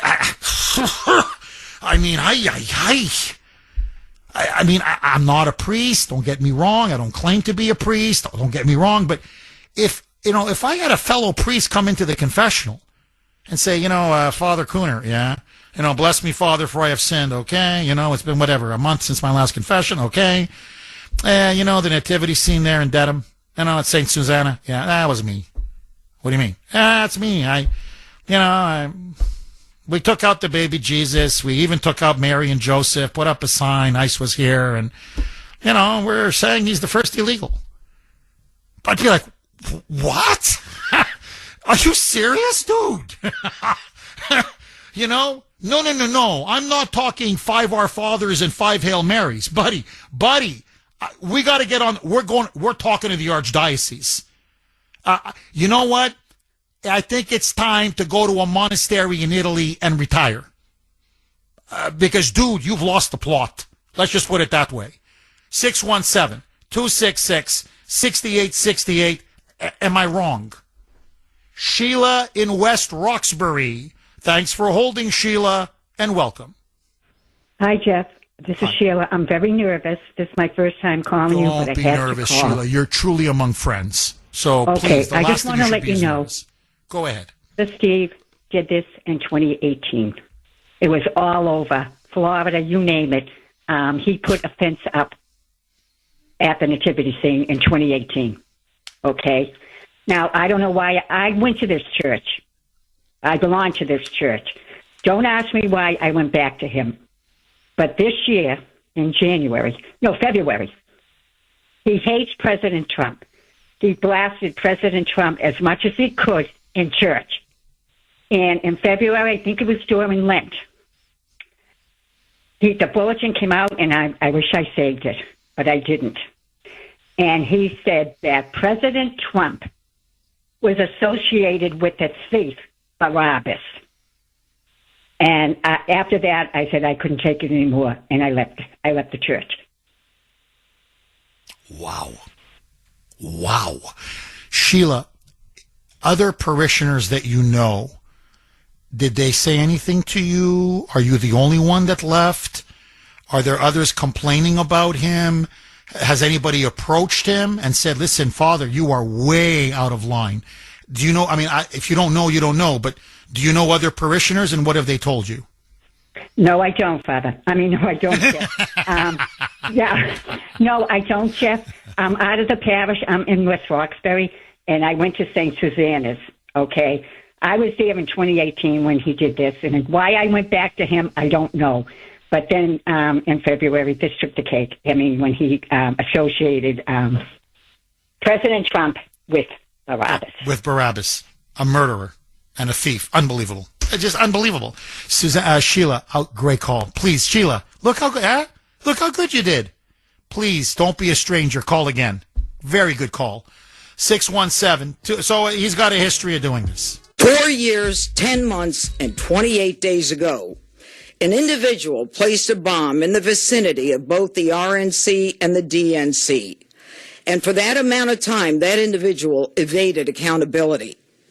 Today, as a result of the cumulative efforts of the men and women in the FBI and the police department and the Department of Justice, we are finally able to make an arrest of an individual by the name of Brian Cole.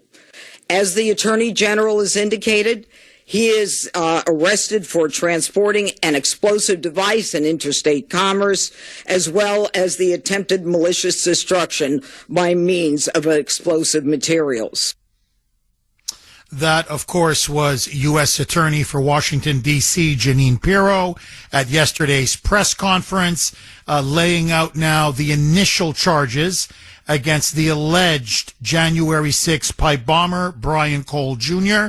7:20 now on the great WRKO. Jeff Kuhner, Boston's bulldozer. 617-266-6868 is the number. Now, just many people are saying, well, Jeff, what about terrorism or terrorist related charges? That's most likely going to come.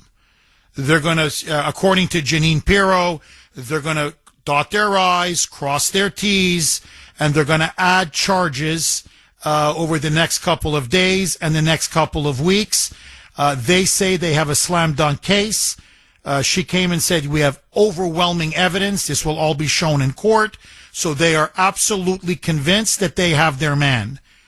Do they have their man? That's the question I have for all of you. 617-266-6868 is the number. Okay.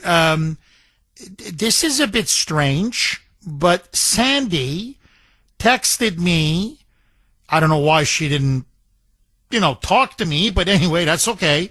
She feels very strongly about this. So she texted me her reaction to some of the callers, to the conspiracy theories, and I guess she wants me to read it on the air. So this is from Sandy Shack. Jeff, that conspiracy stuff is bull. I can't say that on the air, Sandy. I can't say it. That conspiracy stuff is bull, let's say crap. That conspiracy stuff is bull crap.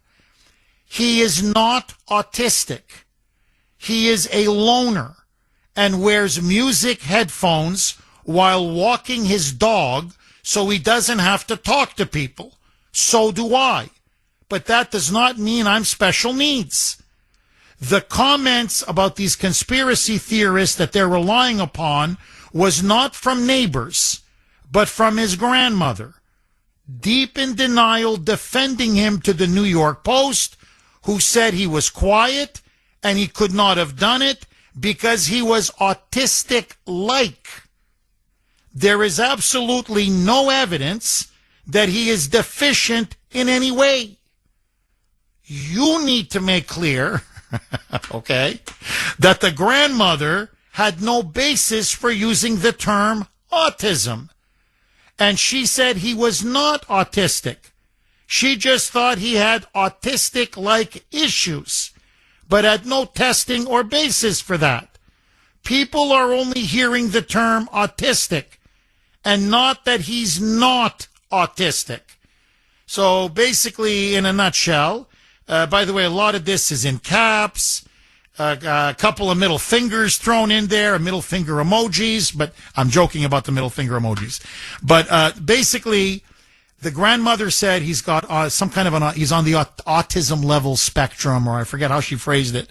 That doesn't mean that A, he's autistic, and B, that he's deficient in any way. In other words, he could have easily carried this out. So that's Sandy's point, which I thought I pretty much said before, but I guess she wants me to really hammer that point home. Okay, now, very quickly, this is from 603. Jeff, so far, I'm not buying this new story. At this point, I think this new suspect is a patsy, and here's why. One of the ways the woman they named as a suspect a few weeks ago was linked to this is because the FBI, through a recognition system, matched her walking gait to the person in the footage.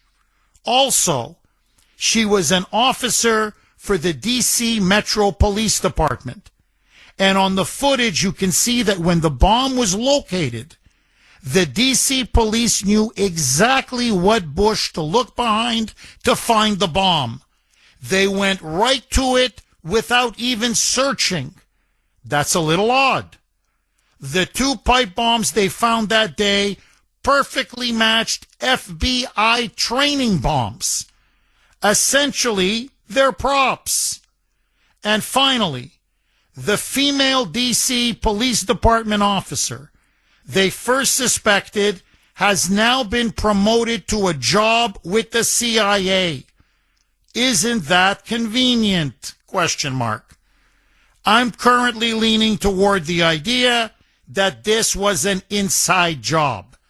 So, in other words, this was a deep state job to try to frame Trump and frame MAGA and portray them as, a terrorist movement and an insurrectionist movement willing to plant bombs to overthrow the government.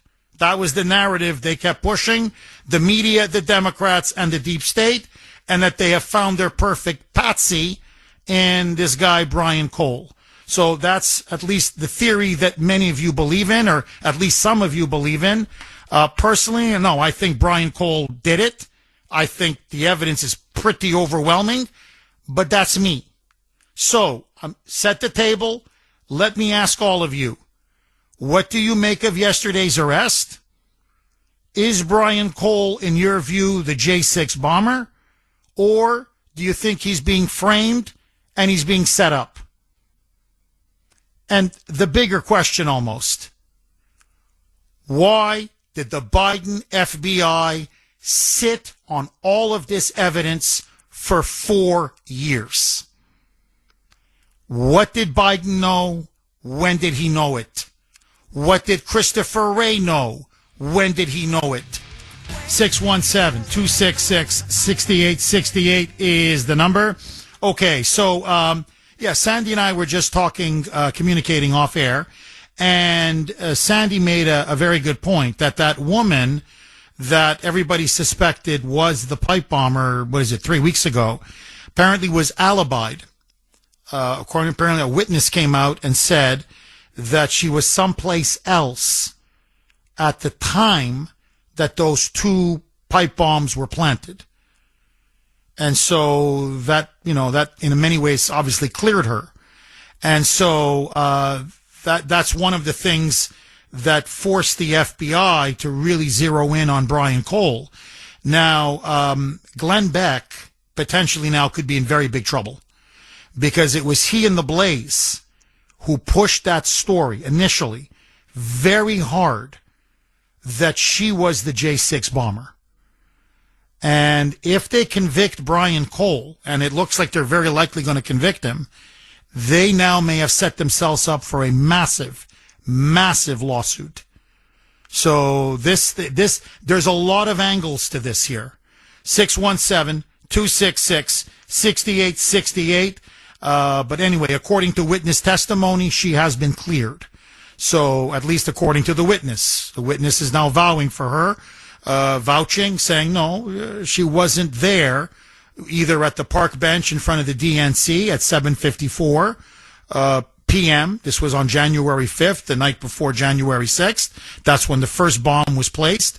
And then 8:16, maybe 20 minutes later, when the second bomb was planted in front of the RNC headquarters, according to the video surveillance footage. So apparently she has an alibi that she was somewhere else at that time. 617-266-6868.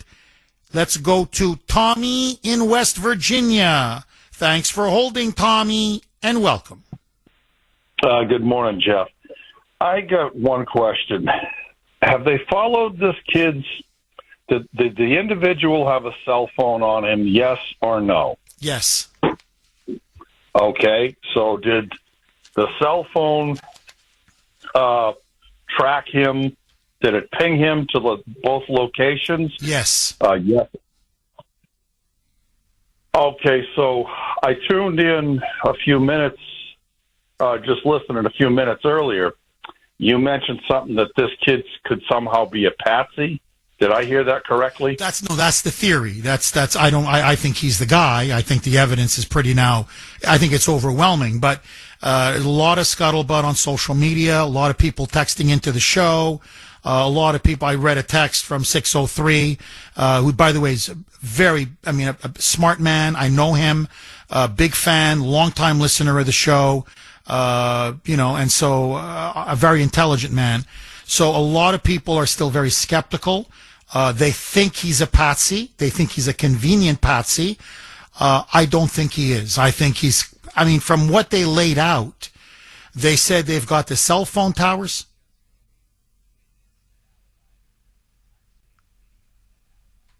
That's right. Okay. So there was apparently also a time-stamped video that alibied the woman as well. So it wasn't just a witness. Apparently there was video surveillance of her somewhere, time-stamped, that said, well, no, she's there, so she can't be two places at once.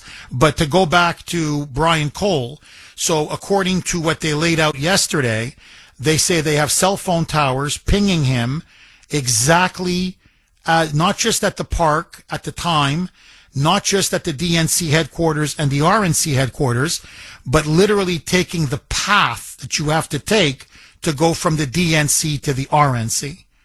So I just think, Tommy, to be honest, when you look at all the evidence, I think it's pretty obvious it was him. Now, again, you're always presumed innocent in this country. I want him to have a trial. I want him to put up the best defense possible. But from the evidence that I've seen, I think it's pretty compelling. But that's me. Please, go ahead, Tommy. All right, so then the next question. What about his social media pages? Is there anything? Go ahead. According to Janine Pirro, I haven't seen it, but according to Janine Pirro, she says that they found anarchist writings. That apparently he was a rabid anti-Trumper, huge supporter of Black Lives Matter, and it appears that he had some kind of connection to Antifa. But they're not giving us more. They say it's going to come out in trial, but that you're going to see that he had writings where he hated the government, wanted to blow up government buildings, apparently had a major problem with authority, but in particular reviled Trump and was a massive supporter of illegal aliens, to the point that he and his dad had a bail bonds company, and a big chunk of their business was freeing violent illegal aliens. And they sued Trump's ICE and DHS at the time for their claims that they were being mistreated, that the illegals were being mistreated under Trump. So he's pro-open borders, pro-illegal alien, and ferociously anti-Trump. He will be having fundraisers for this kid. There's no doubt about it. And they're going to look any way to make this kid to be a victim. And just for me, the FBI hasn't changed with regards to their technical expertise. When Biden took office, even prior to that, they could have found this kid, but somebody within the FBI, in my opinion, from what you're telling me, look, let's just look the other way. This isn't going to fit our narrative.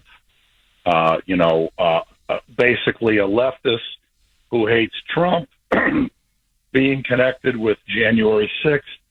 Now, we can't go, we just leave a sleeping dog lie, is my point. You're dead on. Tommy, that's exactly what I think happened. Now, I'm getting a lot of people texting in and saying, and it's a fair point, look, Jeff, I don't know about that. Wray was so incompetent. Garland was so incompetent. Biden's FBI was so incompetent. According to these people, I don't buy it, but they're saying, no, Jeff, I think it could be incompetence. Like, you're assuming almost too much on the part of the Biden FBI. I don't think so. I think you hit it right on the head. I think there's no question. They said, well, this destroys our whole narrative. Everything. He's not a white supremacist, because that's what they in the media were claiming. He's not MAGA. He's not pro-Trump. It's the exact opposite. So, just let the files collect dust in the FBI offices. in that vault down in the basement somewhere. Just put it somewhere on the shelf and just let it there. Just don't worry about it. Nobody will look into this. It's done. It's over. And let's just keep pumping out the lie that, this was a pipe bomber, most likely, a Trump guy, a MAGA guy, a white supremacist guy, radicalized by Trump and his claims that the election was stolen. And we almost had the RNC and the DNC blown up. And this was all part of a larger terrorist movement, an insurrectionist movement by that terrorist Trump and terrorist MAGA. This guy blows that whole narrative out of the water. And that's why, the Democrats' behavior on this is so strange. I mean, they're blaming the current FBI for having done the job of the previous FBI. It's an unbelievable, they're like, they shouldn't be patting themselves on the back. They should have gotten him months ago. I'm like, Biden had him for 4 years. It was Biden's FBI for 4 years. You had all the evidence for 4 years. They come in and they re-examine everything, take a fresh pair of eyes, go actually through the evidence and the data and everything and the video surveillance footage, and they start actually doing some investigating, and boom, in 6 months they got their man. And you're blaming this FBI when they got him in 6 months and they had 4 years and did nothing? I mean, it's pathetic. Tommy, thank you very much for that call. I really appreciate it. 617-266-6868 is the number. Okay, how much time left, Mike? All right. Let me ask you. Pam Bondi, Kash Patel, Dan Bongino now say that this arrest will go a long way. 617-266-6868 is the number. Okay, here's what we're going to do, my friends. I'm going to take a few more calls, and then I want to pivot to a couple of other very, very important stories. So if you want to call in, now's the time to do it. 617-266-6868. Let me just say this. There's no question now. Whatever your theory of this is, and you know mine, I think they got their guy, but, let that go. This shows what a joke, and I mean what a joke, the Biden FBI was. The Biden DOJ, everything about the Biden regime. I mean, they hardly even made an effort to find the real J6 pipe bomber. And they closed that case effectively. They refused to move on that case. So either because of sheer laziness, negligence, or incompetence, or as you know my theory, I think they knew who this guy was almost the very beginning, and it was just inconvenient for them. You reveal who this guy really is, it destroys their entire plot. Everything they're claiming about January 6th now falls apart. But whatever it is, I don't care. Take door 1 or take door 2. I mean, what a joke. I mean, really, Christopher Wray is a joke. Merrick Garland is a joke. Joey, absolute joke. The media, I mean, and the way, when you look back on it, I could play you the clips. I don't want to bore you. The way, I kept saying the whole time, I'm like, you don't even know who this person is. The person's got a hoodie. They've got that, that COVID, temporary mask on, gloves, pants, the sneakers. You have no idea. You don't know the identity of this person, and there they are. He's MAGA. He's a Trump guy. He was inflamed by Trump. He was motivated by Trump's claims that the election was stolen. He was radicalized. It's out of whole cloth. You're just making it up. And you're passing it off as if it's fact, as if it's true. So I look at all of this. Here, I'll just play it again. Let me just play it one more time. To me, it's the ultimate exclamation point to the lies about January 6th itself, the lies about the pipe bomber, I mean, about everything. What's wrong with Biden, the Democrats, and the media. Here it is, in a nutshell. Here's Fake Tapper, CNN, says they've arrested the D.C. pipe bomb suspect, and as they're showing a picture of Brian Cole, who's black. So you're seeing on the screen a black man, okay, a black man with glasses. Listen to Fake Tapper. Roll cut 10, Mike. Brian Cole Jr., a 30-year-old white man from the D.C. suburbs, is charged with transporting an explosive device in interstate commerce and with malicious destruction. Who are you going to believe? Me or your lying eyes? And you want to know why? CNN is completely in the dumps. Why nobody trusts them. And why trust in the media is, what is it down now, 4%? I mean, really, who believes the media? John in Westford. Thanks for holding, John, and welcome. Hey, good morning. Yeah, I think you don't need a bomb maker. You just need a bomb carrier. You need somebody whose mind can be manipulated, somebody that's just a little off, maybe a loner. And if you look at the FBI, the history, like look at the Whitmer kidnappers, FBI was all over them. They were anarchists also, and they hated Trump. The Butler shooter, Manson, even you go back to Operation Chaos. I think he was just there to carry the package. Oh, you don't think he built the package? No. Just like myself and the courts felt that the Whitmer kidnappers were manipulated by the FBI. Oh, no, I hear you. Well, look, the FBI is dirty. I mean, that's one of the problems with the FBI. They're dirty.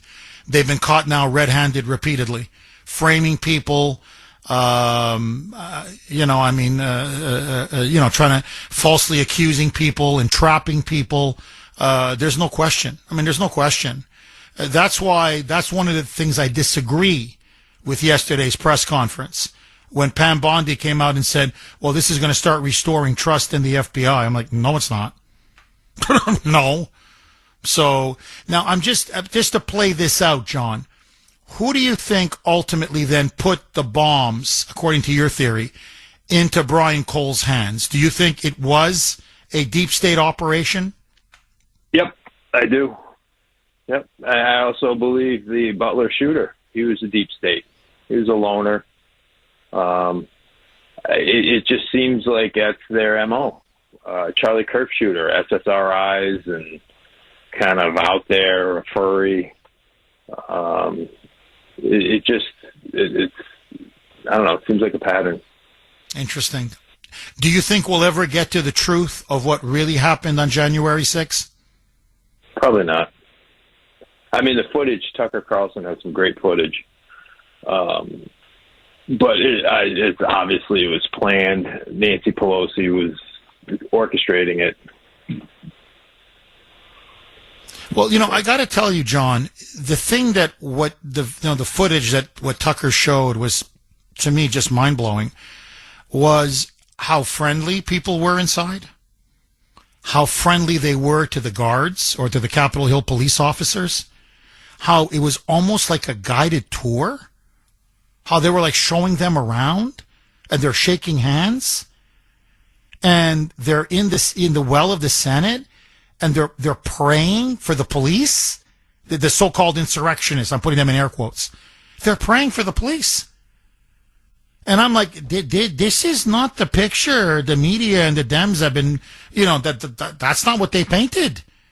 They painted these guys, almost like knives in their mouth, coming in there and they want to kill the police and kill everybody and ransack the place and tear it down and overthrow the government. And instead you see, old ladies walking around taking pictures.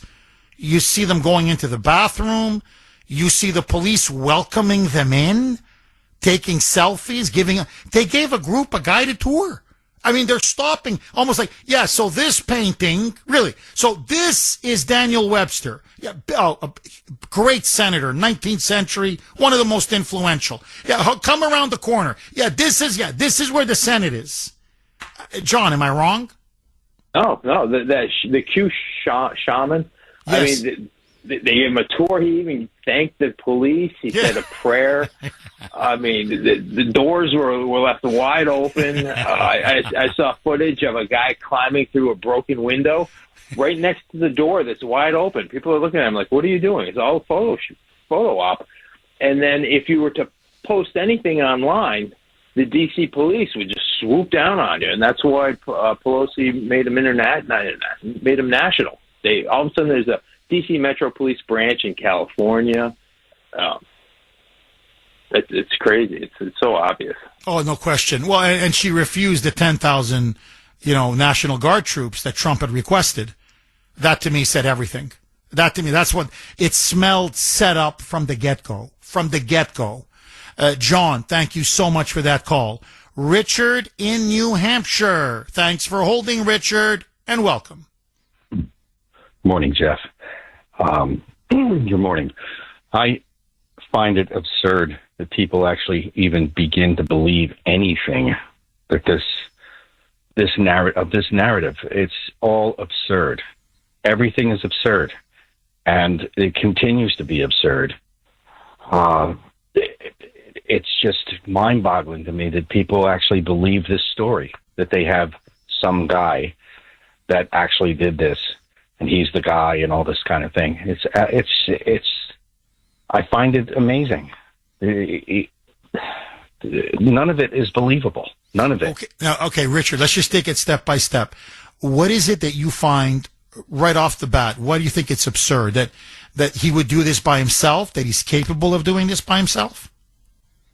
This guy is, find out if he has a medical condition, if he has some sort of financial somewhere, some gain somewhere.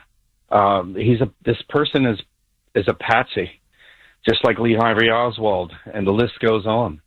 Richard, can you do me a favor? Please just hang on. I promise I want you to finish exactly what you're thinking. It's 8 o'clock Friday. So Kuhner's call log, so we're going to go to that and come back to you. Okay, my friends, 8 o'clock Friday.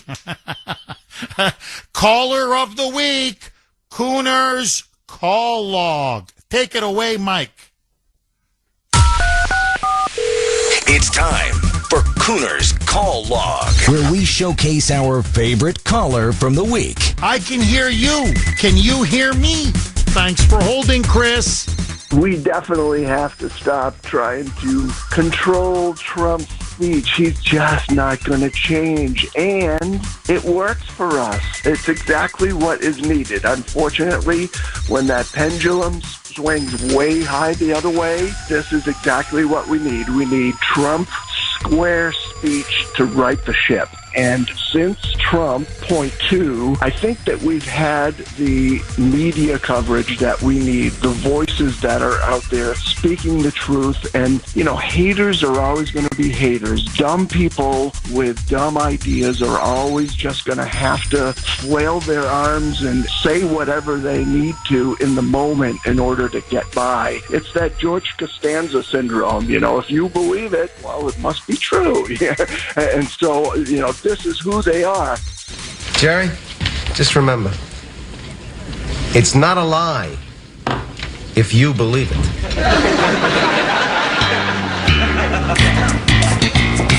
Be here every weekday on the Kuhner Report between 6 and 10 a.m. And next week, it could be you on Kuhner's call log. Please, don't be a stranger. Call again. Congratulations. And again, to the audience, best audience in the business. Really, this week in particular, on some of the shows, the calls, A++. Okay, let's go right back now to Richard in New Hampshire. Richard, please. So finish what you were starting. You're saying you find that the narrative now that Brian Cole Jr. did this on his own, that he is the January 6th pipe bomber, as you put it, absurd on its face. So please, pick up where you left off. Why do you think it is that he couldn't have done it? Go ahead. Well, they put all kinds of people in jail that they had just some sort of video of them or something like that, and yet they couldn't find this guy supposedly for all this time.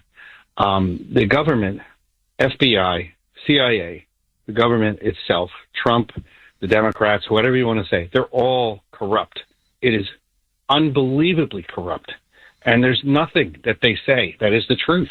Nothing is the truth that's coming out of any of their mouths. Nothing.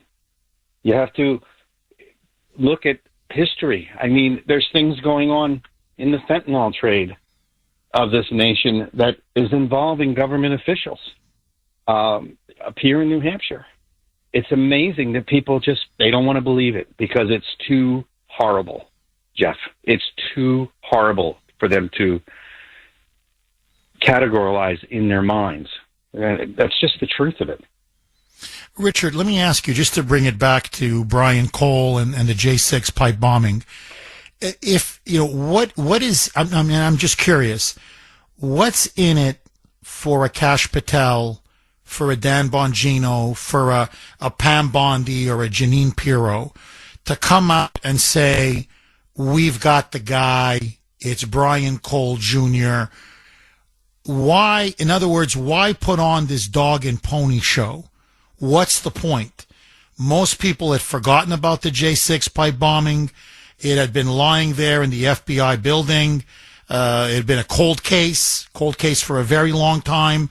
So why then do the whole dog and pony show yesterday? What's the point of it all? Money. That's the whole point of it. Absolute corruption. Unbelievable corruption. You really actually believe that Pam Bondi is an honest person? Really? I mean, you really believe that? Well, no. I mean, I'm not a big fan of Pam Bondi. You know that, Richard. But I'm just trying to flush you out a little bit. So how do they make the money? How does this line the pockets of a Bondi or a Kash Patel or a Bongino? Dick Cheney. Look at all the people that were at his funeral. Look what they were. All these leftists at his. Anthony Fauci. Are you kidding me? Do you understand how much money's involved in that whole COVID thing that happened? Oh, I agree. No, I agree. You're completely right. But I'm talking about just this here, Richard. In other words, what do they get out of it? As I mentioned, Bondi, Pirro, Patel, Bongino, how do they financially benefit? They are all connected to the same corruption. It is one big, corrupt, absolute malicious thing that's going on in our government. Our government is nothing but a malicious, corrupt, lying chamber, just basically making money. Look at the debt that we have. Where's that money coming from? And all these people, Nancy Pelosi, she's worth how many millions? These senators, these congressmen, how much are they getting paid? And yet they're making millions and millions of dollars. Nobody questions that. It's just, that's okay. We have a congressman up here, Chris, I forget his last name. The whole thing, it's so enraging to me because nobody seems to pay attention to how corrupt these people are. I mean, everybody says that Trump doesn't take a paycheck. Well, he's making tremendous amounts of money with all kinds of deals. Same thing with J.D. Vance. All of these people are so corrupt, Jeff. It's unbelievable that nobody seems to really take on the whole of it, because a lot of it is, if they do take it on and realize just how horrible things are and how fatalistic it all is, it's just too hard for them to take. And everybody's the same way, pretty much, trying to get their house and their money and their cars and whatever, instead of taking care of our republic and the Constitution by which it's supposed to be being governed by. Richard, I'm just curious, when do you think everything went off the rails. Everything went off. Because you have a lot of people now, and I think they're right, when they say we probably have the most corrupt government on the planet.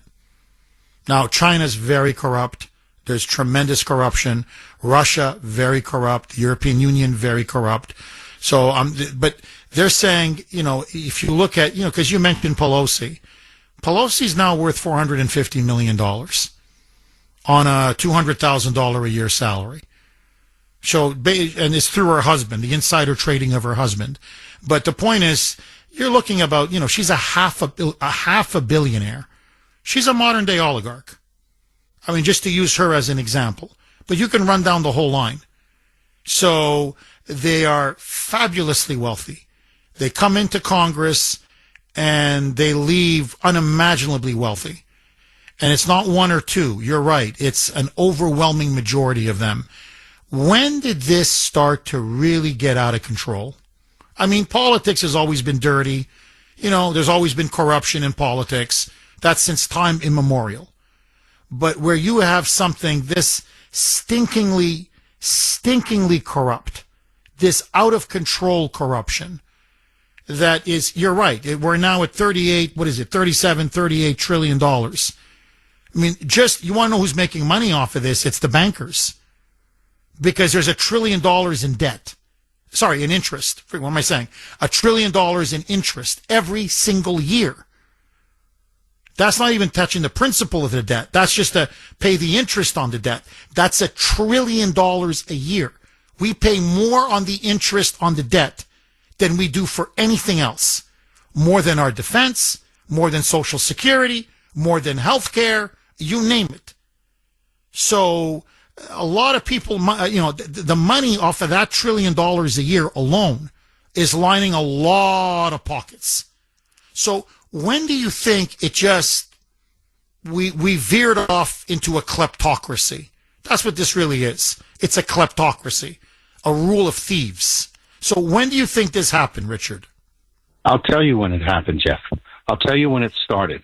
It started with Reconstruction after the Civil War, and then the Constitutional Act of 1871, when they changed the Constitution, they changed the wording of the Constitution, and then the creation of the Federal Reserve in 1913, which its charter was supposed to be revisited in 2013, which Obama didn't even bother to even open up the books on the Federal Reserve. Interesting. Interesting. I think the Federal Reserve was a major mistake. I agree with you. I think it really, yes, the Federal Reserve laid the groundwork, no question. But to me, it was FDR. I think that was personally, I think the New Deal, FDR, that was the tipping point, in my personal opinion. But anyway, we can agree to disagree. Richard, thank you very much for that call.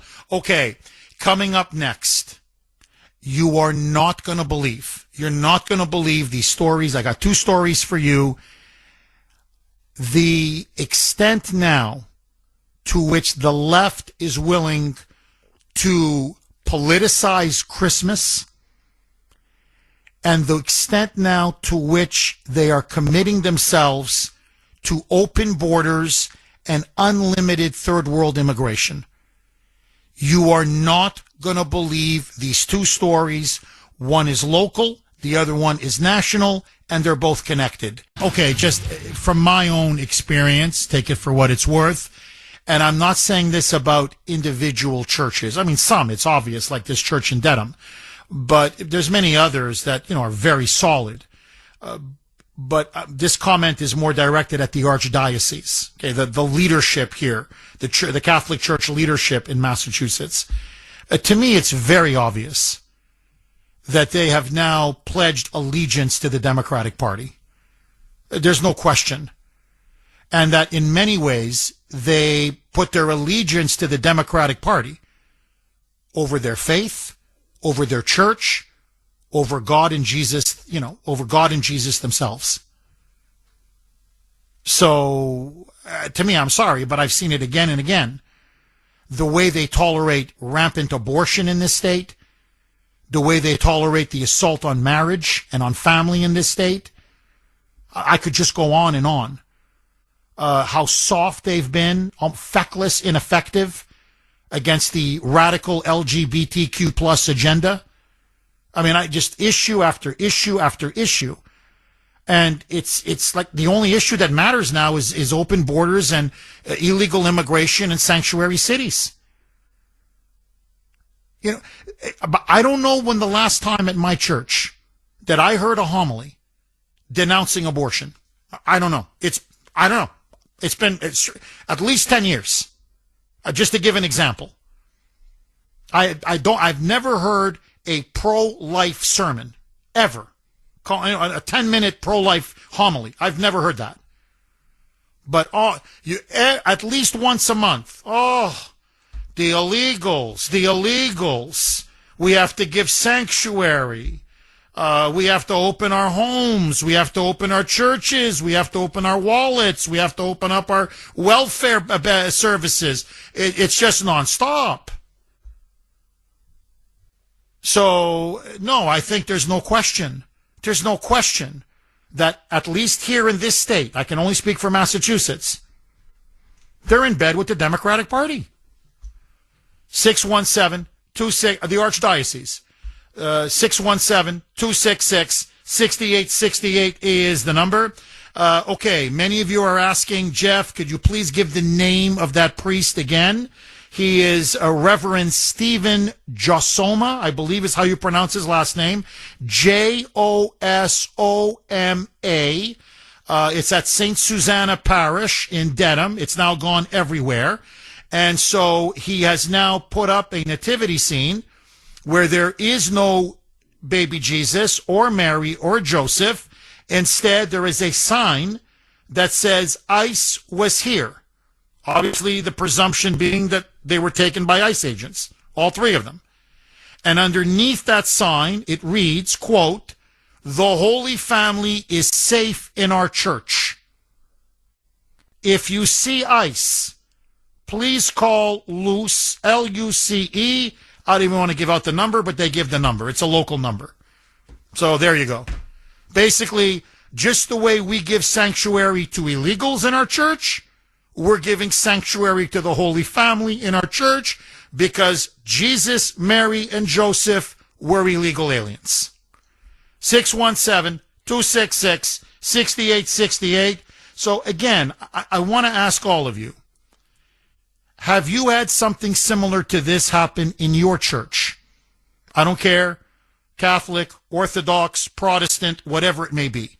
Just in your place of worship, number one. Number two, if you were a member of the St. Susanna Parish in Dedham, what would you do? And what do you think the parishioners should do, if anything? Now, I can just tell you, if this was my parish, Sheila, the previous caller, said she just left. She couldn't take it anymore. She went to another church. That's what I would do. Now, Grace would agree with me. Yeah, we're going to go to another church. But I'm telling you, I know my wife. She would call the priest and either speak to him or leave a voicemail in a very polite way. But she would give him the business, as they say. She would tell him, you're wrong. What you're doing is shameful, unacceptable, and you should stop. And if he continued, she'd say, yeah, Jeff, you're right. Let's just go to another church. Let's go to another parish. And the reason why I know this is because there was a homily at a different parish that we went to. I have to be careful. I go to Mass at a certain time. And I don't want people to know this because there's a lot of crazies out there. So for a while, we went to another parish during the summer. Okay, I don't want to say anything more. And at that parish, the priest gave a pro-illegal immigration, pro-sanctuary city, pro-amnesty homily. And Grace I was infuriated, but Grace was really infuriated. And she insisted. She called and left a message. And she said, I raised my children to respect the law and to respect law enforcement and to respect authority. And what you did today in that homily was undermine everything I'm trying to raise my children to be. Can you think before you speak? Anyway, we stopped going to that parish because I don't want to listen to that nonsense all the time. So I know that she would do something like that. But in the end, we left. That's what most people do. They just leave. I'm asking now. Maybe it's time. Do you email? Do you flood the guy with calls? Do you even hold a protest? I don't want to hold a protest in front of a church. I don't. I respect priests by naturally, and just naturally, I always respect a priest. That is a man of God. So I don't want to, be confrontational. I don't want to cause an incident or a scene. I don't want to do that. But you're starting to back me up against the wall here. Because if this starts happening in more and more parishes, you're forcing me. I don't want to do it, but you're forcing me. 617-266-6868. Okay, we're going to go right to your calls, but first, joining us now, as she always does at this time, she is the co-founder, CEO, president of Kelly Financial Services, and yes, that is her wonderful name, Kelly. Kelly, how are you? Good morning, Jeff. I am good. As we head deeper into the holiday season, I've been thinking a lot about generosity, not just the gifts we give, but values behind them and the legacy we want to leave. Retirement isn't just about saving money. It's about stewardship. It's about using what you've worked so hard for with purpose, gratitude, and clarity. And this time of year, people want their giving to matter, helping children, grandchildren, their church, or the causes they love, while understanding why taxes may shape those choices so their generosity goes as far as possible. That's why we're sharing our Tax Explorer guide. It's easy to read and helps you understand how taxes may impact your giving and your retirement income as we look ahead to a new year. If you'd like a copy, give us a call or send us an email. Jeff, I'll continue this conversation with our Kelly advisors tomorrow morning at 9 a.m. on Safe Money Strategies. We also hope to see many of you at our toy drive tomorrow morning. Jeff, have a wonderful weekend. My best to Grace and the kiddos. Thank you so much, Kelly. All the best to you and everyone at Kelly Financial. If you want more information and details about tomorrow's toy drive, it's from 11 a.m. to 1 p.m. at their Braintree and Burlington offices. Call 888-800-1881, 888-800-1881, or if you prefer, you can email Kelly directly, kelly@kellyfinancial.org. James in Marlborough. Thanks for holding, James, and welcome.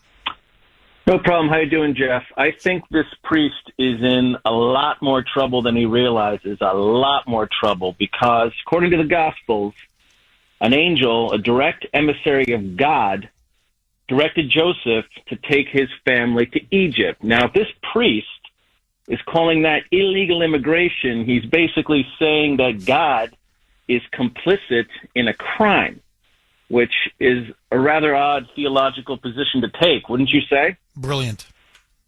James, I'm telling you, brilliant. Seriously, brilliant.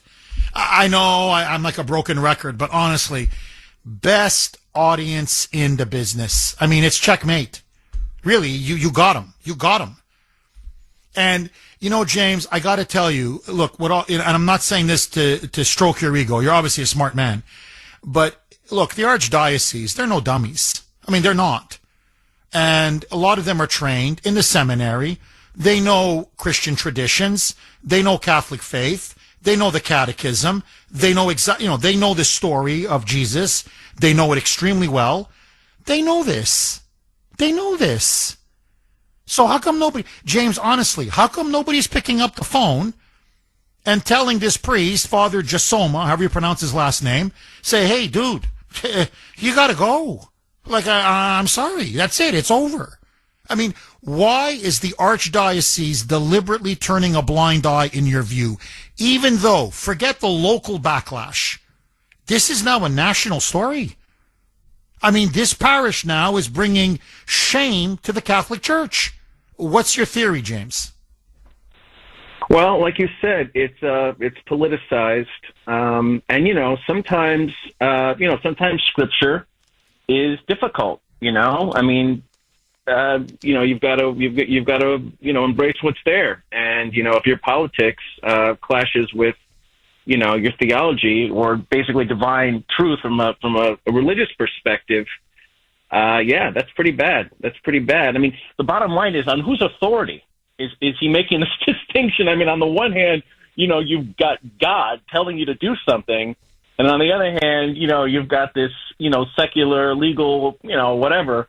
So again, if he's going to start talking about legalities and the rules and such, I think he's going to have a much harder time finding a higher authority than God. So like I said, I think this guy's going to be in a lot of trouble. He's got more trouble to worry about in the long master run. Call. James, master call. You nailed it. You so nailed it.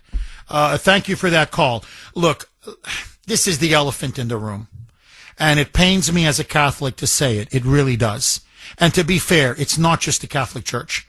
The Lutheran Church, there are other Protestant denominations, or some Lutheran churches, because there are multiple, but some Lutheran denominations and Protestant denominations are involved as well. Okay, so it's not just a Catholic thing, to be fair, but I'm speaking as a Catholic. It's the billions and billions of dollars that the Vatican and the Church gets in the United States from working with NGOs, non-governmental organizations led by Catholic charities, to bring in illegal aliens and resettle them across the country. Just follow the money. So they're espousing a globalist open borders theology now, which is a form of cultural Marxism. It's getting them now to the point that this is, it's now openly blasphemous, okay, what they're doing now. And nobody's doing anything because they're so in bed, forgive me, with human trafficking, because that's what illegal immigration ultimately is. And the church needs the money because of all the sex abuse scandals and the lawsuits. So they're desperate for cash. They need the cash. And these globalist organizations, these NGOs, who have been bringing in an army of illegals, go to the churches in particular. Again, it's not just the Catholic Church. There are some Protestant churches are involved as well. But still, Catholic Church is a big player in this. And they're making billions of dollars out of it. So they have a financial self-interest in pushing this. And that's why I say this respectfully to the Pope, who's come out now with another ridiculous claim, this time about Muslims. Okay, but he's going on about, the migrant. And this was not just the current Pope, previous Pope, Pope Francis, same thing. You are financially compromised when you make that kind of a statement, because you are taking in vast amounts of cash. So you have a financial vested interest in what you say. And I'm sorry, it's wrong, it's unethical, and it's immoral. 617-266-6868. Agree, disagree? Keith in Avon. Thanks for holding, Keith, and welcome. Jeff, first and foremost, I want to thank you for what you do, okay? Second, I want to reach my voice out individually to every listener. One-on-one, me to you listening right now. Merry Christmas, Happy Hanukkah, and good, loving, strong vibes for anything you celebrate. God bless you. Really, God bless you. Merry Christmas, Happy Hanukkah. Thank you very much. Keep going, my friend. I look at I'm no theologian. I know the Bible enough to be able to speak on it, but whatever. But I look for things that aren't in there, because everyone nitpicks and looks and tries to draw something from every word of the Bible. But wouldn't it make sense if there were a character in the Bible where Mary and Joseph come to Bethlehem. They're knocking on all the doors, and everyone just slams the door in their face. And there's no one who just said, yeah, come on in, use my house, do whatever you need to do, take it over, it's fine. That's not in the Bible, is it? It's just not there. It would be a perfect story to have. It would be a wonderful character to speak on for 2,000 years. But human nature is that we are secure for ourselves and our families first, and then generous to others. Not selfish, not in a bad way, but you have to make sure that whoever is coming into your home is someone you know, someone you trust, someone you want to open it up to, not just some random stranger knocking on the door. You know, I'll drive you to the hospital if you're pregnant. Holy crap, but you're not giving birth on my living room floor. Like, you know, so like the whole story of Jesus and whatnot, really, look at what's not there as well as what's there. Oh, my God. Seriously, the previous caller, Grand Slam, this Grand Slam. That's why baby Jesus is born in a manger. You're right. He's not born in someone's home. You're absolutely right. You know, and what gets me is, and I don't mean this in any disrespectful way, but, you know, Keith, you and the previous caller, you know, you're not expert theologians. You haven't spent years studying in a seminary. And these are trained priests. Or the one in Evanston, these are trained reverends. Okay, just very quickly, many of you are saying, well, Jeff, what can we do to expose this priest, to drive this story, to really let more people know about what's going on? Because this is beyond outrageous. I don't know what you call it now, a tweet. I mean, it's on X, but whatever, an X, a tweet, whatever. I put out 2 tweets yesterday on my X account on exactly what's happening in Dedham and why it is so wrong and why this priest should be defrocked. So if you want, please go to @the Report, all one word, KUH, N as in national, ER, @the Report. And they're right there, and you'll find them. And please, you know, like them, spread them around, send them off to friends, family members, get this thing circulating, because we need to get the word out. 617-266-6868. Hal in New Hampshire. Thanks for holding, Hal, and welcome. Hey, Jeff.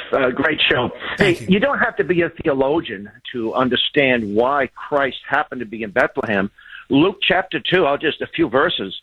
In those days, Caesar Augustus issued a decree that a census should be taken of the entire Roman world, and everyone went to his town to register. So Joseph also went up to the town of Nazareth in Galilee, to Judea, to Bethlehem, to the town of David, because he belonged to the house in the line of David. He went there to register with Mary, who was pledged to be married to him and was expecting a child. That is simple. The government told him, Caesar told him to be in Bethlehem because we're doing a census of the whole Roman world. Also, if any of your listeners just go to their web search engine and put in Bible and the border, borders are mentioned at least 42 times in the scriptures. And it's always to protect, to keep certain elements out and to ensure the integrity of the land. Oh, bingo. So, Hal, you're dead on. And Hal, you're right on both counts, obviously. But even the most obvious point, I mean, I'm saying almost like the sky is blue. Look at how nations are mentioned in the Bible constantly. I don't care. Old Testament, New Testament. My point is, God ordained nations. He wanted there to be countries, nations, peoples, distinct nations, distinct peoples with borders. Hello. Oh, again, as a layperson, even I can figure this out. What is heaven? What is heaven? It's a place where it's the kingdom of God, where you're lucky if you get in, right? You have to, God has to say you're worthy to come into heaven and be in my kingdom. They don't allow anybody in. No illegal aliens are allowed in. In other words, God must say you are allowed. You have to ask. God has to judge. And then if he says yes, you're allowed to come in. So if heaven can have borders, if the kingdom of God can have borders, and, most people are, that listen to this show aren't Catholics because we have a big audience and, it's in the South, it's in the Midwest, but my point is, if you're a Catholic, the Vatican has borders. The Catholic Church the seat of the Catholic Church has borders. It literally has a 40-foot wall. So if it's good enough for God, it's good enough for heaven, and it's good enough for the Vatican and the Catholic Church, I think it's good enough for America. Call me crazy? Hal, thank you very much for that call. Dave in Rhode Island. Thanks for holding, Dave, and welcome. Good morning, Jeff. How are you? I'm good. How are you, Dave? Not too bad. This won't be a grand slam like a few of your other previous callers, but it might be a home run. Keep in mind that the same people who back and stand behind this priest in this disgusting act are the same ones who want to deny you a regular, if I could say that, nativity scene in a town square or a church. Oh, bingo. Oh, Dave. Look at home run, my friend. Yeah, you hit it clean. I mean, you're absolutely correct. You're absolutely correct. You see, this they like. But a real nativity scene, as you said, in a public square or town square or whatever, no, that's verboten. Dave, have a very nice weekend. Great call. William in Charlestown. Thanks for holding, William, and welcome.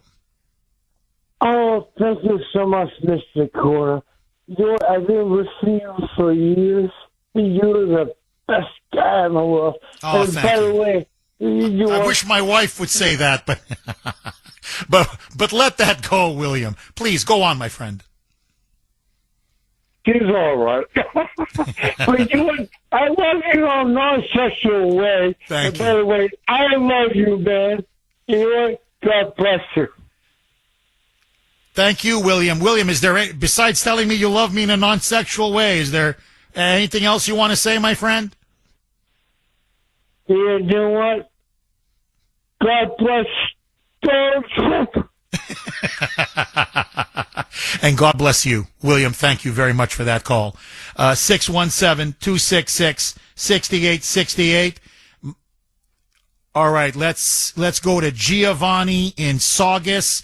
Giovanni, I love your name, by the way. Thanks for holding, and welcome.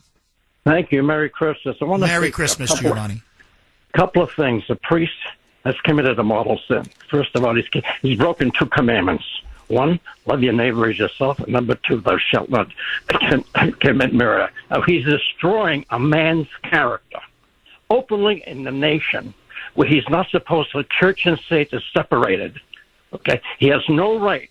Okay, slandering anybody at all. And all his personal beliefs, if he keeps them to himself, they're all right. But once he admits something openly like that, he's a heretic. Okay, Giovanni, are you talking about the where he attacked Trump when Trump won the election again and compared him to Barabbas? Is that what you're talking about? Well, I'm talking about right now. He is destroying Trump's reputation right now by he's saying he hates Trump, and Trump is doing all these things. Yes, he's not supposed to say that. Okay? Yeah, you're right. He's ruining a person's character. That's murder. According to Catholic scripture, that's murder. Okay. Giovanni, I got to ask you, if you were a member of that parish, I can't ask him because I don't have time.